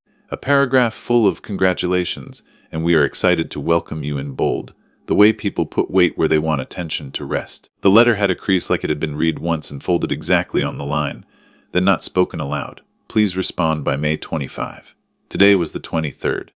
He had time to say it at dinner, to raise a glass and let the word paid work its way around the table like a warm bowl. The 4 of them would say proud with their eyes and their mouths, and a server would refill water on cue. They might even tag me in the thread after the toast. Or not. Fathers are sometimes thanked in the credits, small font, after the song. My first feeling was pride so clean it frightened me. 12 syllables about solar panels and field measurements lifted a weight off of a part of me I didn't know had been leaning. To 18 an hour isn't a raft that carries you to shore, but it's a plank that keeps your chin above it. He could pay for half his gas. He could buy his own coffees. He could, if somebody showed him how, call the insurance company and put his name on the part that belongs to the person who steers. My second feeling was something colder, closer to arithmetic. I looked from 180 hour to 246 by night month and did the math I always do in hours because that's the only currency that teaches. 14 hours of forklift equals 1 month of not calling a tow truck. In the time it took my son to sit through a lecture called Sustainability in Practice, I could push pallets under fluorescent dawn and turn fear into coverage. I set the internship letter on my knee and laid the insurance page over it, like two transparencies in a classroom showing how rivers and roads line up when you aren't sentimental. The numbers made a bridge if you looked right. I reached back into the glove box and found a paperclip bent into a soft S. I straightened it as best I could and clipped the 2 pages together. If he told me tonight, I'd congratulate him first. Then I'd place the clipped pair on the table, gentle as silverware, and ask a new question. How do you want to handle this bill now? Not punishment, a map. The defogged oval on the glass collapsed again. I wiped a sleeve streak across it and left a clear stripe just tall enough to frame the lobby doors. People spilled out with the relief of plans going according to plan. The lobby backdrop loosened its grip on families, and the vinyl banner sagged at one corner, exhausted by joy. I imagined walking into Bistro 12 with the letter and the bill. Imagined the table's small silence. Imagined Doug filling it with something like, "We've been meaning to talk about that." As if meaning were a cousin of doing. I pictured another scene, one I let myself hold longer, Ethan lifting the letter himself, blinking because good news still surprises, even when you deserve it. Paid, he'd say, testing the word for fit, I'd say, proud, and mean it at every angle. And then I'd point to the pre-premium, and we'd have a new conversation in a new grammar where help doesn't translate to invisible. A car door thumped in the next row. A father, older than me, or maybe just more tired, slid into his seat and set a bouquet on the dash with the stems pointed toward the defroster. Petals bobbed with the vent's breath. He rubbed his face with both palms and looked at himself in the rearview a second longer than men are supposed to.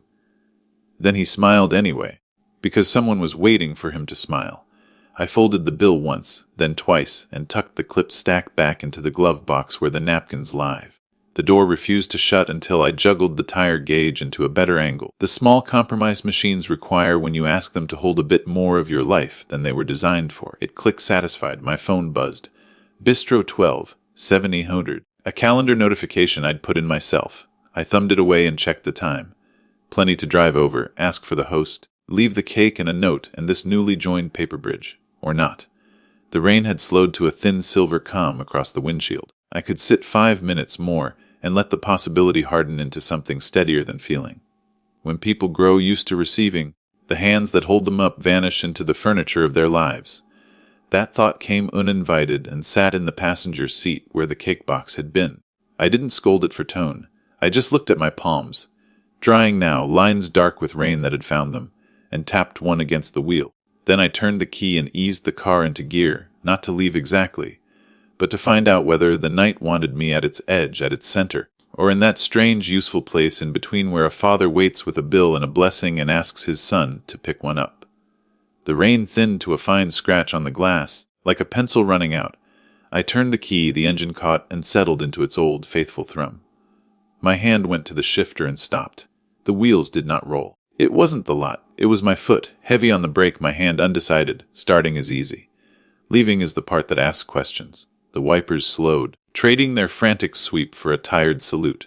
Steam from my coat lifted in the warm air from the vents and gave the cab a faint laundry smell, like a Sunday I didn't earn. B12 shimmered under the hood. The paint number pooled with water, until it looked freshly written. I watched it steady and learned nothing new about myself. I reached for the radio because that's what people do when they don't want to hear their own house settle. Static. A station selling mattresses. Another counting down the week's hits as if weeks were competitions you could win. I tapped one more and landed on the national station in the middle of a DJ's gentle throat clear. For all the dads out there today, he said, that smooth passenger seat voice, and the first guitar notes of a song I knew from grocery aisles and Little League photo slideshows came soft as a hand. I let it play. A man sang about fathers who hold and let go, about distance and bridges, about time's bad habit of pretending to be a friend. I saw the flash frames the song keeps in its pocket. Ethan's first stagger on new feet toward a coffee table's corner, his hand in mine crossing a parking lot striped like a piano. The way he slept in the back seat after late games, mouth open, dirt calendared across his shin. I saw a much later frame, his chin turning toward light in a lobby while a camera found everyone's best angles. The song didn't say anything untrue. It just said it too beautifully for today. I pressed the button and let the car swallow the silence it knew best. From the side pocket, I pulled the spiral notebook I use for part numbers and measurements, and the kinds of lists that live in working men's trucks. The cardboard cover had a ring from a coffee I didn't finish. I clicked the pen 3 times for no reason except the little noise made company. First line center, Dear Ethan, I wrote, then paused.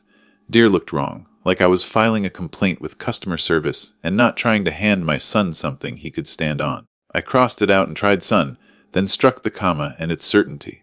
Finally, Ethan, the words found me slower than bolts do. I wrote anyway. I watched from the parking lot because you asked me to be quiet. I can do quiet. Today you walked a stage I helped pay for with nights and small breakfasts and a hat that smells like the sun. I didn't honk. That was harder than I thought, but I'm learning new tricks. I stopped. The page shone a little with the damp coming off my coat. I blew on it like a boy cooling soup. Here is what I know now. I do not need to be the loudest man in your lobby. I don't need a picture to prove I showed up. But I need to be real. Real has weight. Real pays bills and also asks you to pick some up. I pulled the glove box and set the insurance declaration on the seat beside me, then the internship letter I'd clipped to it. The 2 pages stared up like a before and an after that might finally agree to meet. You got good news today you haven't told me yet. I hope you shouted at dinner. I hope the table knocks a fork on the floor, so you have to say it twice while the server waits smiling. I hope the word, paid, tastes like you earned it, which you did, and not like the apology you think you owe anyone. After you say it, I'm going to hand you a bill, not because I'm tired of loving you. Because love that stays useful changes shape, I'll help. But I won't be invisible anymore. The pen stuttered where the notebook's coil caught it. I shifted the page down and kept going. I bought a cake. It says to Ethan, Dad. Last night I wrote, from, and scraped it off, because I didn't want to make a fight out of frosting. I'm leaving the cake with the host at the restaurant. It's yours whether you invite me to eat it or not. Not everything that's sweet needs a witness to be true. I looked at my handwriting. It's blocky, careful. The handwriting of a man who fills out forms nobody else will see. The word Dad wobbled slightly where the pen dug and tore a fiber. I pressed the tail flat with a thumb. I turned a corner of the page and wrote smaller for myself. There's an idea I can't shake. B12 scholarship. I underlined it and quickly drew a box like I do around parts I have to order. For kids whose parents work nights. For the ones who stand in pictures that cut someone out. Or the ones who won't have a picture at all. Start small. 1 envelope at a time. I didn't decide it. I just wrote it where I could find it later. The way you tape a note to a fridge you'll open when you're not thinking. Back to the letter. When you were 8, you asked me if ice is strong. I told you it holds until it doesn't, and then everything you trusted falls through, and you learn new ways to stand. I'm standing different now. If you want my seat at the table tonight, ask the host. If you want my help with the premium, say the word and bring your checkbook. If you only want a father who claps from a car, I can do that for a while. But I won't disappear to make anyone comfortable. Comfort is a blanket. It isn't a life. I capped the pen and uncapped it and signed nothing. This wasn't a card you pass across a table with a joke. This was a beam. Beams don't get signatures. They just keep houses up or they don't. I folded the sheet once. Then again, the way you fold shop instructions into a pocket so sweat won't smear the measurements. I slid it into the same envelope that held the cartoon cap card. The card still waited blank where a name should go.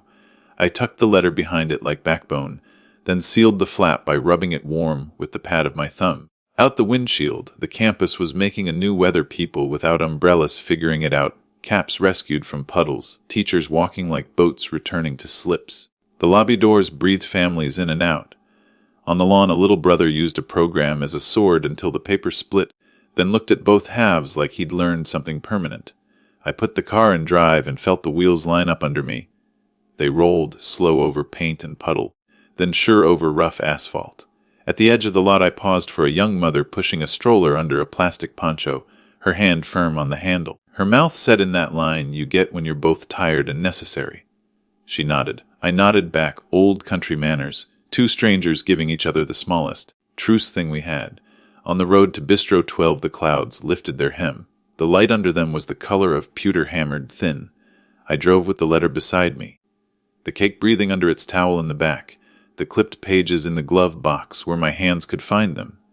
If the room held a chair with my name on it, I would sit and keep my voice even. If it didn't, I would hand the host a box and a note and leave before the bell stopped ringing. The rain had stopped. The weather in me hadn't. But some storms end not with thunder, just with a word said at the right volume to the right person. I practiced it at the red light, just to hear how it sounded in my own mouth enough. Then the light turned, and I went.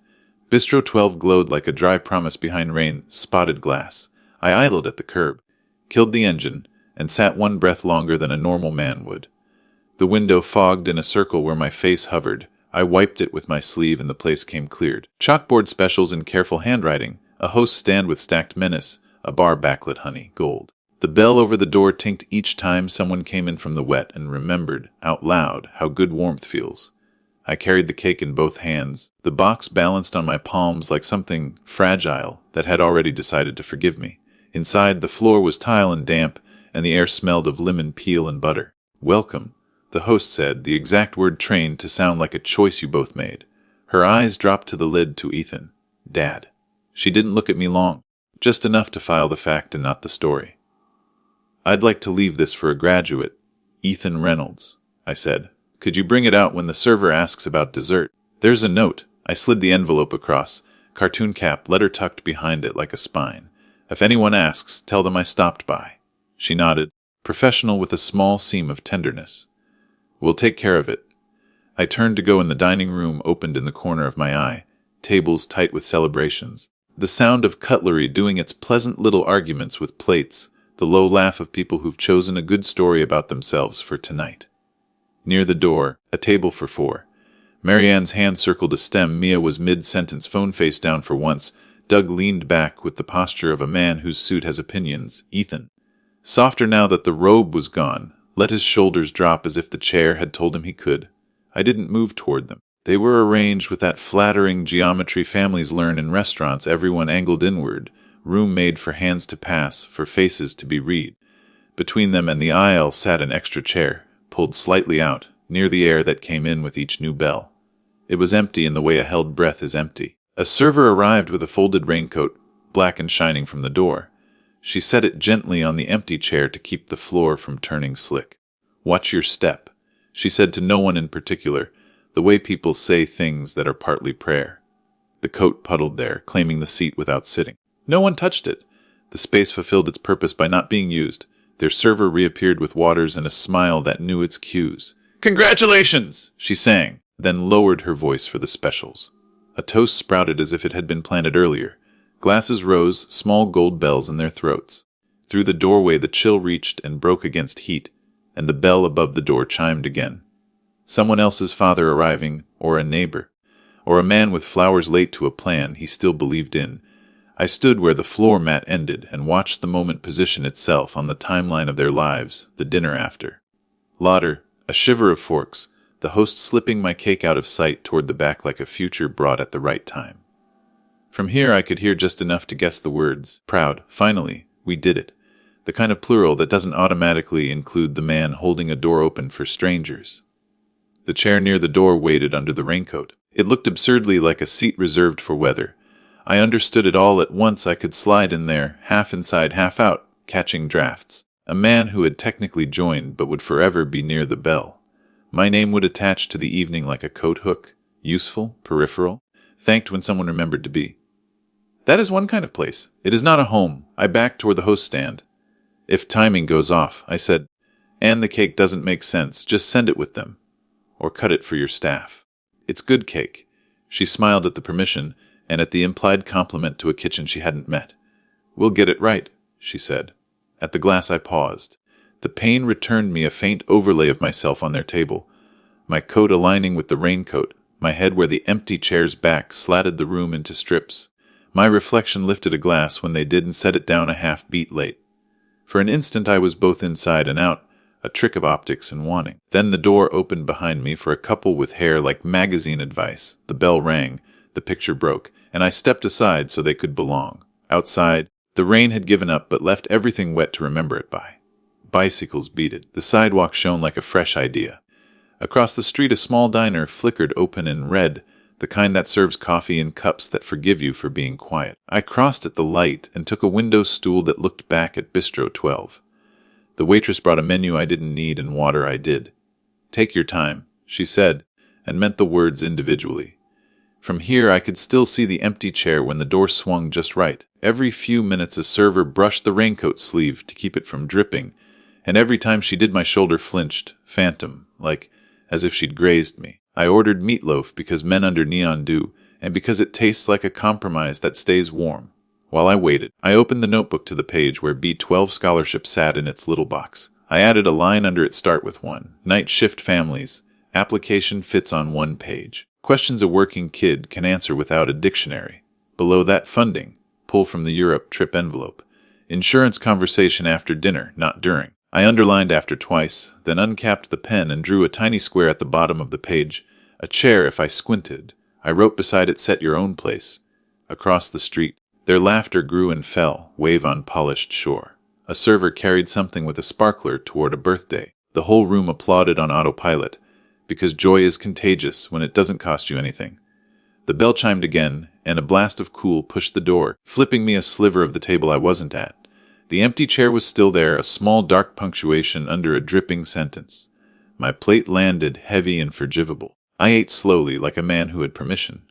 Between bites I drafted a text I would send after dessert, after the server reached for my box with a flourish and someone asked, "Who brought this?" And the host said, "Your father. I'm across the street. If you need my seat, ask.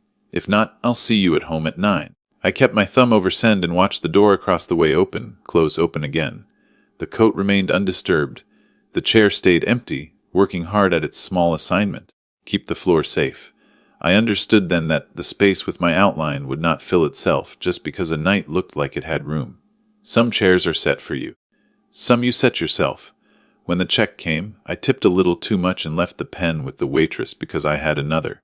I stepped out to air that smelled like the inside of a shell. Behind me, the diner's bell chimed. Across the street, another bell answered. I walked to the curb, let a car pass, and chose, without rushing, not to cross. Night made the kitchen sound larger. The clock clicked like it had been promoted. I cleared the table of yesterday's mail, set down the glove box stack, and added the other recurring paper guests, the lease statement for Ethan's apartment, the travel invoice for the Europe after graduation, tour with glossy photos of plazas we've never stood in, the credit union ledger with its honest, unfancy rows. I laid them out edge to edge until the wood disappeared and the past month became a topographic map of good intentions. I brewed coffee I didn't need because decisions like a warm place to sit. The mug left a ring on the tabletop that looked like an eclipse. I rotated the insurance declaration so the bold named insured Daniel Reynolds faced me like a mirror that finally told the truth. I pulled the laptop close. The fan woke and cleared its throat. Subject line, June housekeeping. Recipients Marianne, CC Ethan Mia. I stared at the blinking cursor until it felt like a metronome. Hey, all. Quick notes so we're aligned for June. I've covered May in full on my Enda car insurance, Ethan's apartment share, and my pledged portion of the post-graduation Europe trip. Beginning June 1, I'll no longer be making payments toward 1. The auto insurance and related car expenses for the vehicle Ethan primarily drives, 2. And rent or utilities on Ethan's apartment, 3. The Europe trip contribution. This isn't punishment, and it isn't a surprise bill coming due at dinner. It's me changing how I help, so that help keeps meaning something. I'm happy to sit down with Ethan to transfer the policy and set up his own autopay before June 15 policy ends in my name $60-30. I'll bring the paperwork, we'll do it right. Separate note, I've redirected those funds to start a small scholarship at the high school. The B12 scholarship, named for where I watched today. It's for seniors whose parent or guardian works a night shift. First award is this year, 1 student, 2 $500. If anyone wants to match or contribute, wonderful. If not, no pressure, this is mine to do. Proud of you all today. See you soon. Dan, I read it once out loud to the empty room to check for leaks. No rage, no poetry. Just nouns where they belong and doors gently closing with their own latches. I attached a PDF of the policy page and the apartment ledger with account numbers tastefully blacked out, then hovered over send long enough to notice my hand didn't shake. Click. The message slid away with the soft whoosh of something that would be misread by no one who wanted to read it right. Next, the rerouting. I opened the credit union app. No confetti, no color, just balances that tell you whether a month will limp or stand. I created a new savings bucket and named it B12 Scholarship. The field allowed 16 characters. I used them all and a hyphen. I moved the Europe money first, today's portion, plus the refundable deposit I'd put down when hope had made me generous and vague. Confirmation numbers stacked like tiny fences. Then I dragged in 1 month of car insurance and 1 month of apartment share. The balance settled, not large enough to brag about, more than small enough to matter. For a minute I watched the number sit there, a quiet new weather system. I thought about valves, that changing a life is sometimes as simple as reaching under a sink and turning until the sound in the walls changes. I didn't slam any doors tonight. I just turned a handle from here to there. I pulled the notebook and found the page where B12 Scholarship lived inside a hand-drawn box. Under it I wrote amount, 2,500 criteria senior with parent guardian on night shift any industry, 1-page application. Tell me about something you kept standing that no one noticed. Counselor recommendation optional. Deadline June 7, awarded June 15. I added anonymous if possible. If not, B12. Then I drew a tiny parking lot rectangle and wrote 12 in the corner, because sometimes you need a logo that only you understand. Email number 2 went to the guidance office, Mrs. Carter, who has stood between too many kids and too many cliffs with nothing but a binder and an extra tissue. Small, targeted scholarship available immediately. Happy to stay anonymous. Funds held at credit union. I'll deliver cashier's check upon selection. I asked if she could keep an ear out in the night, shift families, and offer the prompt to the right child. I asked how we make it real by Friday. I ended with thank you for the way you carry other people's emergencies like their paperwork. Send. The house listened the way old houses do, waiting to see if anyone would object. The refrigerator sighed. A pipe clicked. Somewhere in the wall an earlier rain made one last decision. I printed a 1-page description, the kind of plain announcement that gets thumbtacked to corkboard above a bowl of wrapped mints, and set it under a magnet on my fridge, as if my own kitchen needed the news. Then I wrote a 3-line note on an index card for Mrs. Alvarez. Hector once said you bake like you fix roofs even. True, no leaks. Will you sit on a tiny scholarship committee with me? One student, quick turn. Coffee on me. I stuck the card to the ceramic rooster on my counter, so I wouldn't forget to take it in the morning. Phone on the table. Silence. No one had replied to the housekeeping email yet. They were, I pictured, still in the booth, where the cake would arrive with an unnecessary flourish, or already in a car where a speech would be tried and abandoned, or on a couch trying to feel less wet than the day insisted on. I didn't count the minutes. I washed the mug, wiped the ring, and let the kitchen remember it had been a workshop tonight. Before bed I opened the letter I'd tucked behind the cartoon cap card and reread the paragraph that ended, I'll help. But I won't be invisible anymore. Didn't taste like a threat. It tasted like iron and water. Present the way blood is present. Necessary, not for show. On the way to the light switch I paused, turned back, and slid the Europe brochure into the drawer where warranties go to nap. I left the scholarship page on the table, centered like a place setting. The lamp clicked. The room went honest. In the dark, the money kept flowing in its new direction the way streams do after you move a single patient stone. Revenge, I realized, is a poor word for what this was. It felt more like irrigation, turning something that fed pride into something that might help a field bear fruit long after tonight's plates were cleared. By morning, the kitchen had returned to being a kitchen.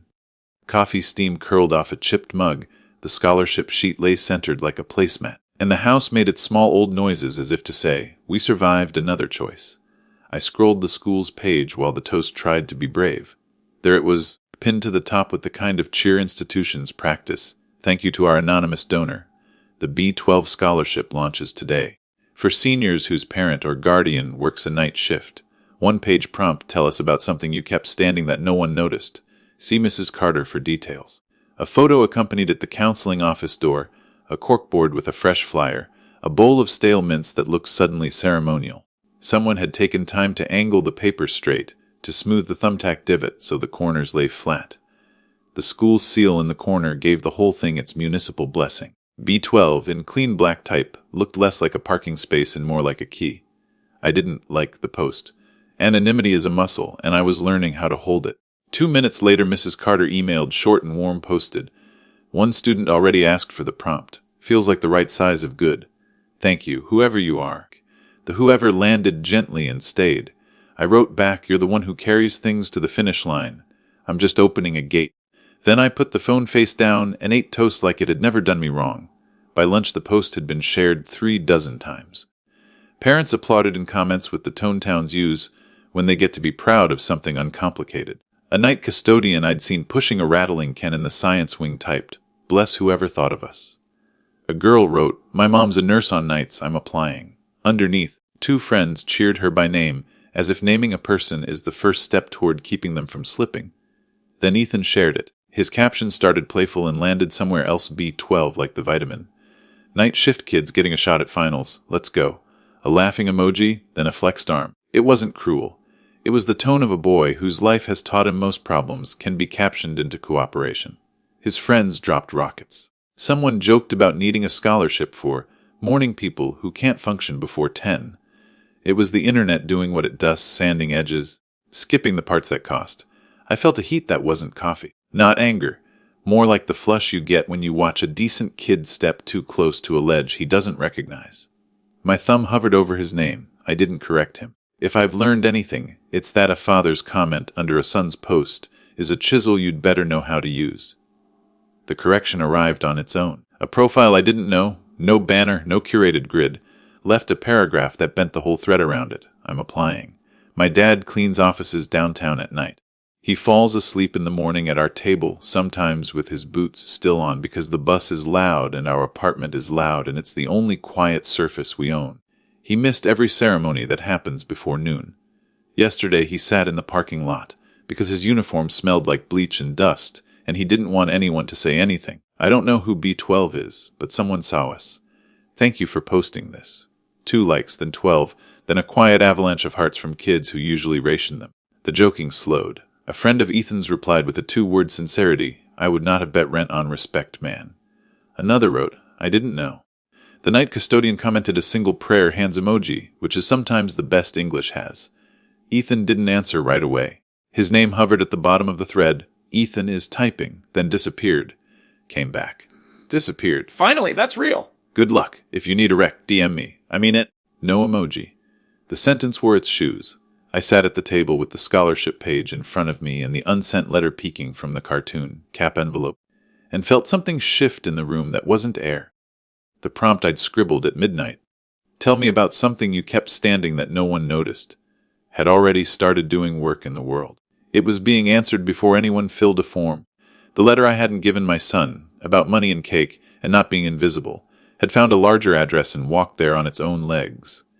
The school posted a second photo. Mrs. Carter at the corkboard with a senior whose backpack was bigger than her frame. Their heads leaned together in conspiracy. Caption. Sometimes the right help arrives the day after it's needed and still counts. I recognized the backpack. I'd seen it in the late bus line. Straps chewing into shoulders while a girl thumbed flashcards like they were lifelines. My phone buzzed. Ethan, a private message is B12U. Just that. No scaffolding, no joke. I stared long enough to watch the gray scene stamp appear, then fade as the screen went to sleep. I woke it and typed, does it help to know? Deleted it. Tried proud of your comment. Sent. 3 dots. Then yeah, I'm still learning. I started to write back me too and realized some sentences do their best work unwritten. So I put the phone down and let that be the whole exchange. By late afternoon, the school's post made the town page. The ugly one where people argue about potholes and fireworks. The thread tilted nice for once. A guy whose default setting is complaint wrote, about time somebody noticed the night folks. A woman asked what kind of proof counted as night shift, and Mrs. Carter answered with the sweetness of a person who's spent a life decoding systems. We'll trust what families tell us. Bring a pay stub if it's handy. If it isn't, bring yourself. Someone sniped, why not daylight kids too? And the custodian answered before I could be impolite because daylight kids get daylight help. The sniping stopped. I printed the post and tacked it to my own corkboard, actually the side of the fridge, with a magnet shaped like a lighthouse Mia made in 2nd grade. The light at the top was a sticker peeling at the edge. I pressed it back and said, to no one and to the magnet, hold. At dusk I walked to Mrs. Alvarez's porch with the index card invitation. Hector sat on the steps untangling a garden hose like it had opinions. Saw the post, he said without looking up. Good name. He didn't ask if it was me. He didn't have to. Some neighbors know where your shadows begin and end. Back home, the house had that between-time stillness, appliances catching their breath, sidewalks cooling from the day's thoughts. I made a sandwich. The kind you build when you want your hands to move without your heart arguing bread. Tomatoes, salt, the end of a roast from yesterday. While I ate, the scholarship email pinged twice, 2 submissions already. One essay was 3 sentences. One was a page that read like a boy dismantling a table he'd been eating at all year. I printed them both and added them to the stack on the table like a new kind of mail. Near midnight, the school updated their caption with one more line. We're calling it B12 because sometimes the view from the lot is the truest one in the room. I hadn't given them that. The sentence sounded like something my letter would have said if it had been brave in daylight. I took the envelope out, unfolded the page, and read the place where I'd written, I won't be invisible anymore. The words didn't taste like declaration now. They tasted practical, like a valve turned until a sound in the walls changed. Outside, the town went quieter than it knows how to be. Inside, the scholarship sat on my table and made a small new weather, something like a breeze that moves curtains no one remembered cracking a window for. The phone shivered across the kitchen table just past midnight, the screen a small lighthouse in the dark. Ethan. I let it buzz once, twice, as if the room needed to be sure. Then I answered and said his name the way you say a word you've checked for sharp edges. Buh, he swallowed. The house around his voice sounded like carpet and a switched-off TV. I need to talk. About the scholarship. About last night. I stood, then sat again, then pressed my palm flat to the wood, a way to keep the table from tipping. I'm here. There was the small domestic orchestra of a young man moving through a quiet place, a door catching and letting go, a faucet run purely for the noise, the thud of a drawer he didn't mean to close that hard. That B12 thing, he said, and stopped like a car arriving at an intersection it didn't expect. Is it you? Does it help to know? I asked, not to be coy, but because I wanted him to name what he needed and not what would make me glow. He exhaled into the mouthpiece, staticky with effort. I think it does. Today it did. I wanted a kid to feel seen, I said. Maybe the kind of kid who's got bleach on a sleeve and a parent who sleeps with their boots still on. His silence softened. You read the comment. I did, I said. It did what comments almost never do. It made something bigger instead of smaller. He let a second pass for that. The cake was good, he added. A sideways apology that found the right room. The host said you dropped it. Mia loved the frosting. Doug, well, you know Doug. He took a picture of the box. I wrote from and scraped it off. I said before I could stop myself.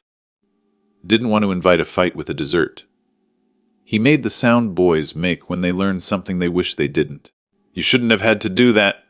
Maybe not, I said, but it kept the sweetness clean. He cleared his throat, and the post.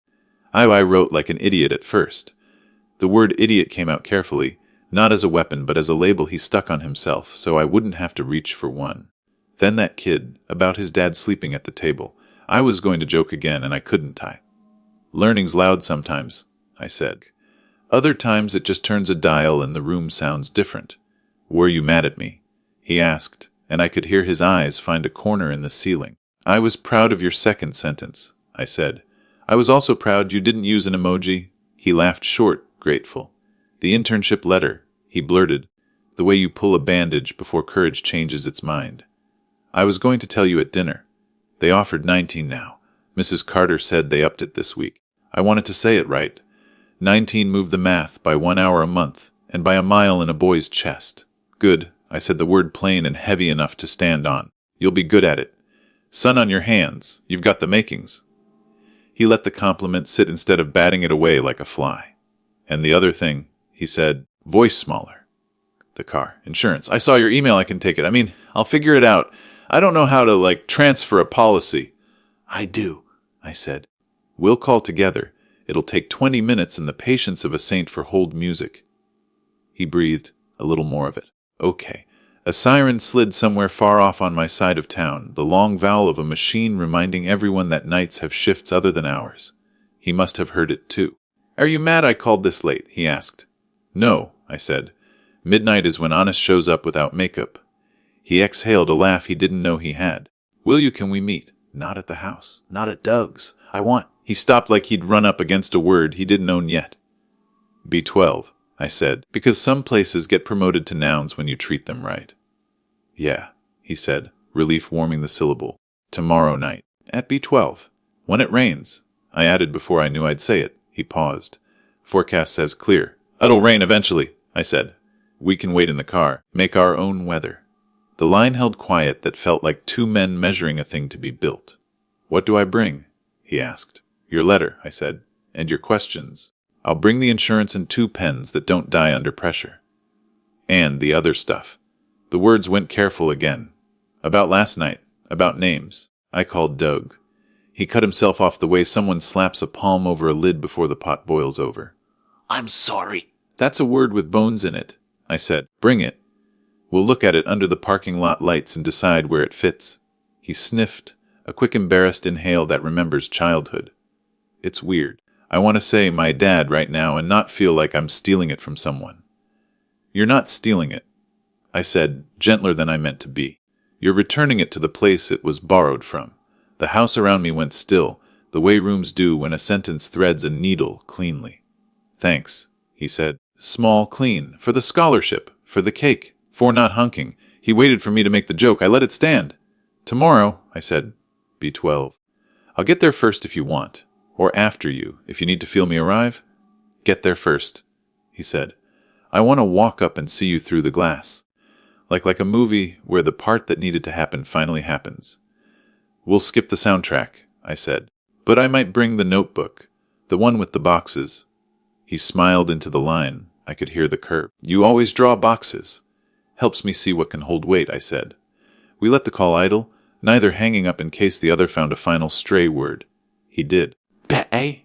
Yeah. I read your note on the cake box. Under the lid. He stopped, and I went perfectly still, because I hadn't written anything there. It was just the indent from the gel you scraped off. You could see the word from if you turned it toward the light. We all could have seen it. I closed my eyes. I don't know which memory it cracked open. My father's thick fingers on a steering wheel, or Ethan asleep with grass on his socks, but something stepped out and stood where it belonged. Tomorrow, I said again, because sometimes that's the prayer. When we hung up, the kitchen felt like a church after candles. I rinsed my cup, set 2 pens by the door with the insurance printout, and checked the forecast out of habit. Clear, smug little suns in a row. I turned off the lamp anyway and listened to the roof settle. The sky can be wrong, or we can be the rain we're waiting for. Either way, B12 would be there, painted and flaking and faithful, ready to witness 2 men practicing a right with no choir, a conversation in the right place, at the right volume, about how to carry a name forward without dropping anything fragile on the way. The rain returned, thin as a shawl. Stadium lights bled across the lot in long silver ribs, and B12 shone like a fresh stencil even where the paint had flaked. I parked early, engine off, dumb light a small halo over the passenger seat where I'd laid the policy printout, 2 working pens, and the notebook with its careful boxes. A moth tested the glass. The wipers, resting, held their breath. I practiced a sentence out loud. You'll take the lead on the call, and put my hands flat on the wheel so I wouldn't rearrange the papers just to have something to control. Headlights curled into the row and went dark. The passenger door opened. Ethan stood there without a robe, without a camera, without a stage face. Just my son in a rain-damp hoodie, hair pushed back with an impatient hand, the boy and the man sharing one face like a truce. Bah, he said. Hey. He slid in and pulled the door shut carefully, as if the night might crack. For a second we sat in the kind of quiet that is not empty, an unwrapped gift between us. He glanced at the papers, at the pens, at the notebook with squares and arrows marching like they had somewhere to be. He smiled, soft. You brought the boxes. They help me see what holds weight. He nodded toward the glove box. And the hold music. We'll call after, I said, or we'll just sit. Either can be the right thing. He breathed long enough for the windows to purl and clear. I'm sorry about the word last night, he said, about my dad in the wrong direction. It found its way, I said. You turned it. That's work. He reached into his hoodie pocket and brought out something folded in tissue, a tassel, older gold. The threads a little uneven where glue had once failed. I knew it like a man knows the tools that have blistered him. The cord had been stitched again, new tiny bites of thread, not mine, circling the weak place. I messed it up trying to fix it, he said, cheeks warming with a boy's embarrassment, a man's pride. I watched a video.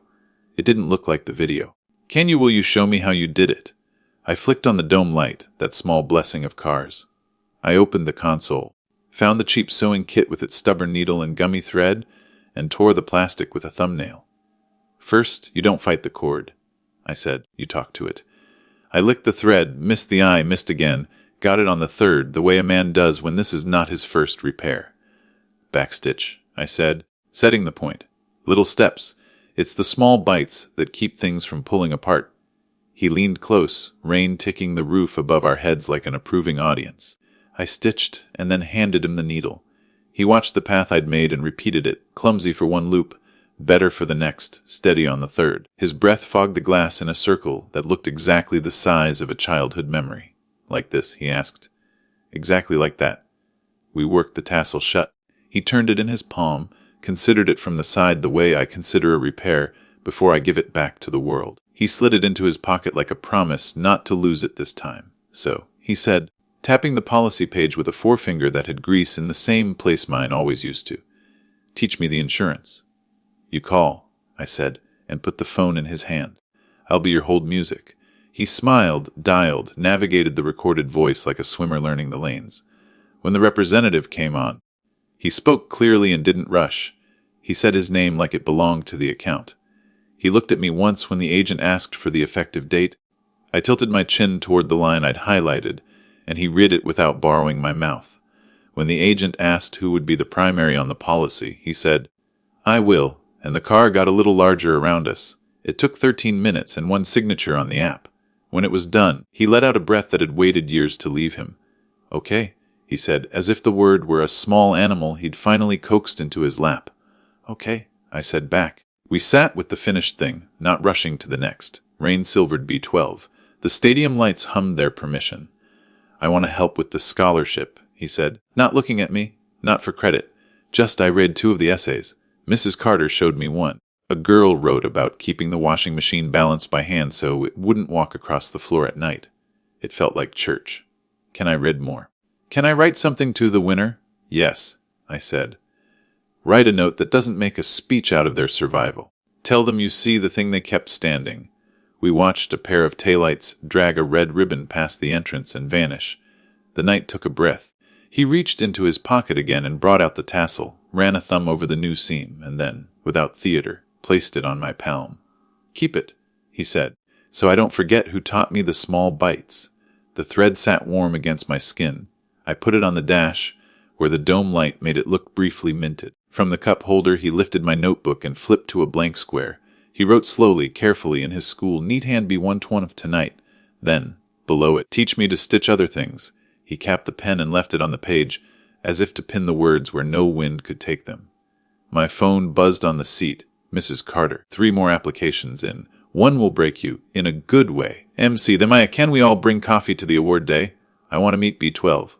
Then, a second later, as if the thought had corrected itself, I want to meet the kid. I didn't answer yet. Some messages are better read fully before you send any reply. Ethan checked the time and did not stand. The night held. You know, he said, it didn't rain on the forecast.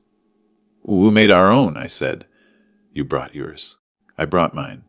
He rolled the tassel once more between finger and thumb. But, he said, then stopped, not for lack of courage, but to put a stitch in the right place. Thank you. For the cake. For the box I didn't see you leave. For the money you moved. For turning the valve without slamming the door. You're welcome, I said, because I am learning to let thank you land without arguing. A car door in the next row thumped. Somewhere a laugh cut short by weather found a better pitch. The lot smelled like wet asphalt and the kind of newness you have to earn, not buy. He tucked the policy into his backpack and zipped it like a man who knows what is his to carry. He opened the door, then paused with 1 foot out, rain gathering on the toe of his shoe. 1 more, he said. He held the tassel up between us like a question mark. Can you show me again? We bent together under the dome light. I guided his hand, not the needle. He made 3 small back stitches, set them flush, and tightened the knot with a neat, unshowy pull. The thread lay down and agreed to stay. Outside, B12 took our reflection and made it harmless. Inside, 2 men practiced the ceremony of saying a thing correctly, 1 small seam at a time. He stepped out into the drizzle. Tomorrow, he said. Tomorrow, I said. And the day after. Bring your letter. He shut the door gently. The tassel winked on the dash. He walked away, shoulders square without trying, and didn't look back, Because sometimes you don't have to when the looking is happening from both sides of the glass. I started the engine. The wipers woke and wrote their old sentence and erased it again. I eased forward, wheels rolling truer than when I'd arrived. Past the stadium, the town shrugged off the rain and remembered its lights. Behind me, B12 stayed painted and flaking and faithful, a number and a name and a place to begin. If you stayed with me all the way to this parking space, thank you. You're reading this on Dad's last revenge. If any part of this story felt like a stitch you've made in your own life, share it with someone who might need the pattern. Pass it to a friend, a son, a father standing outside a bright room. And if you have a moment, leave your thoughts below. Your stories don't just prop this one up. They're what keep Dad's last revenge standing.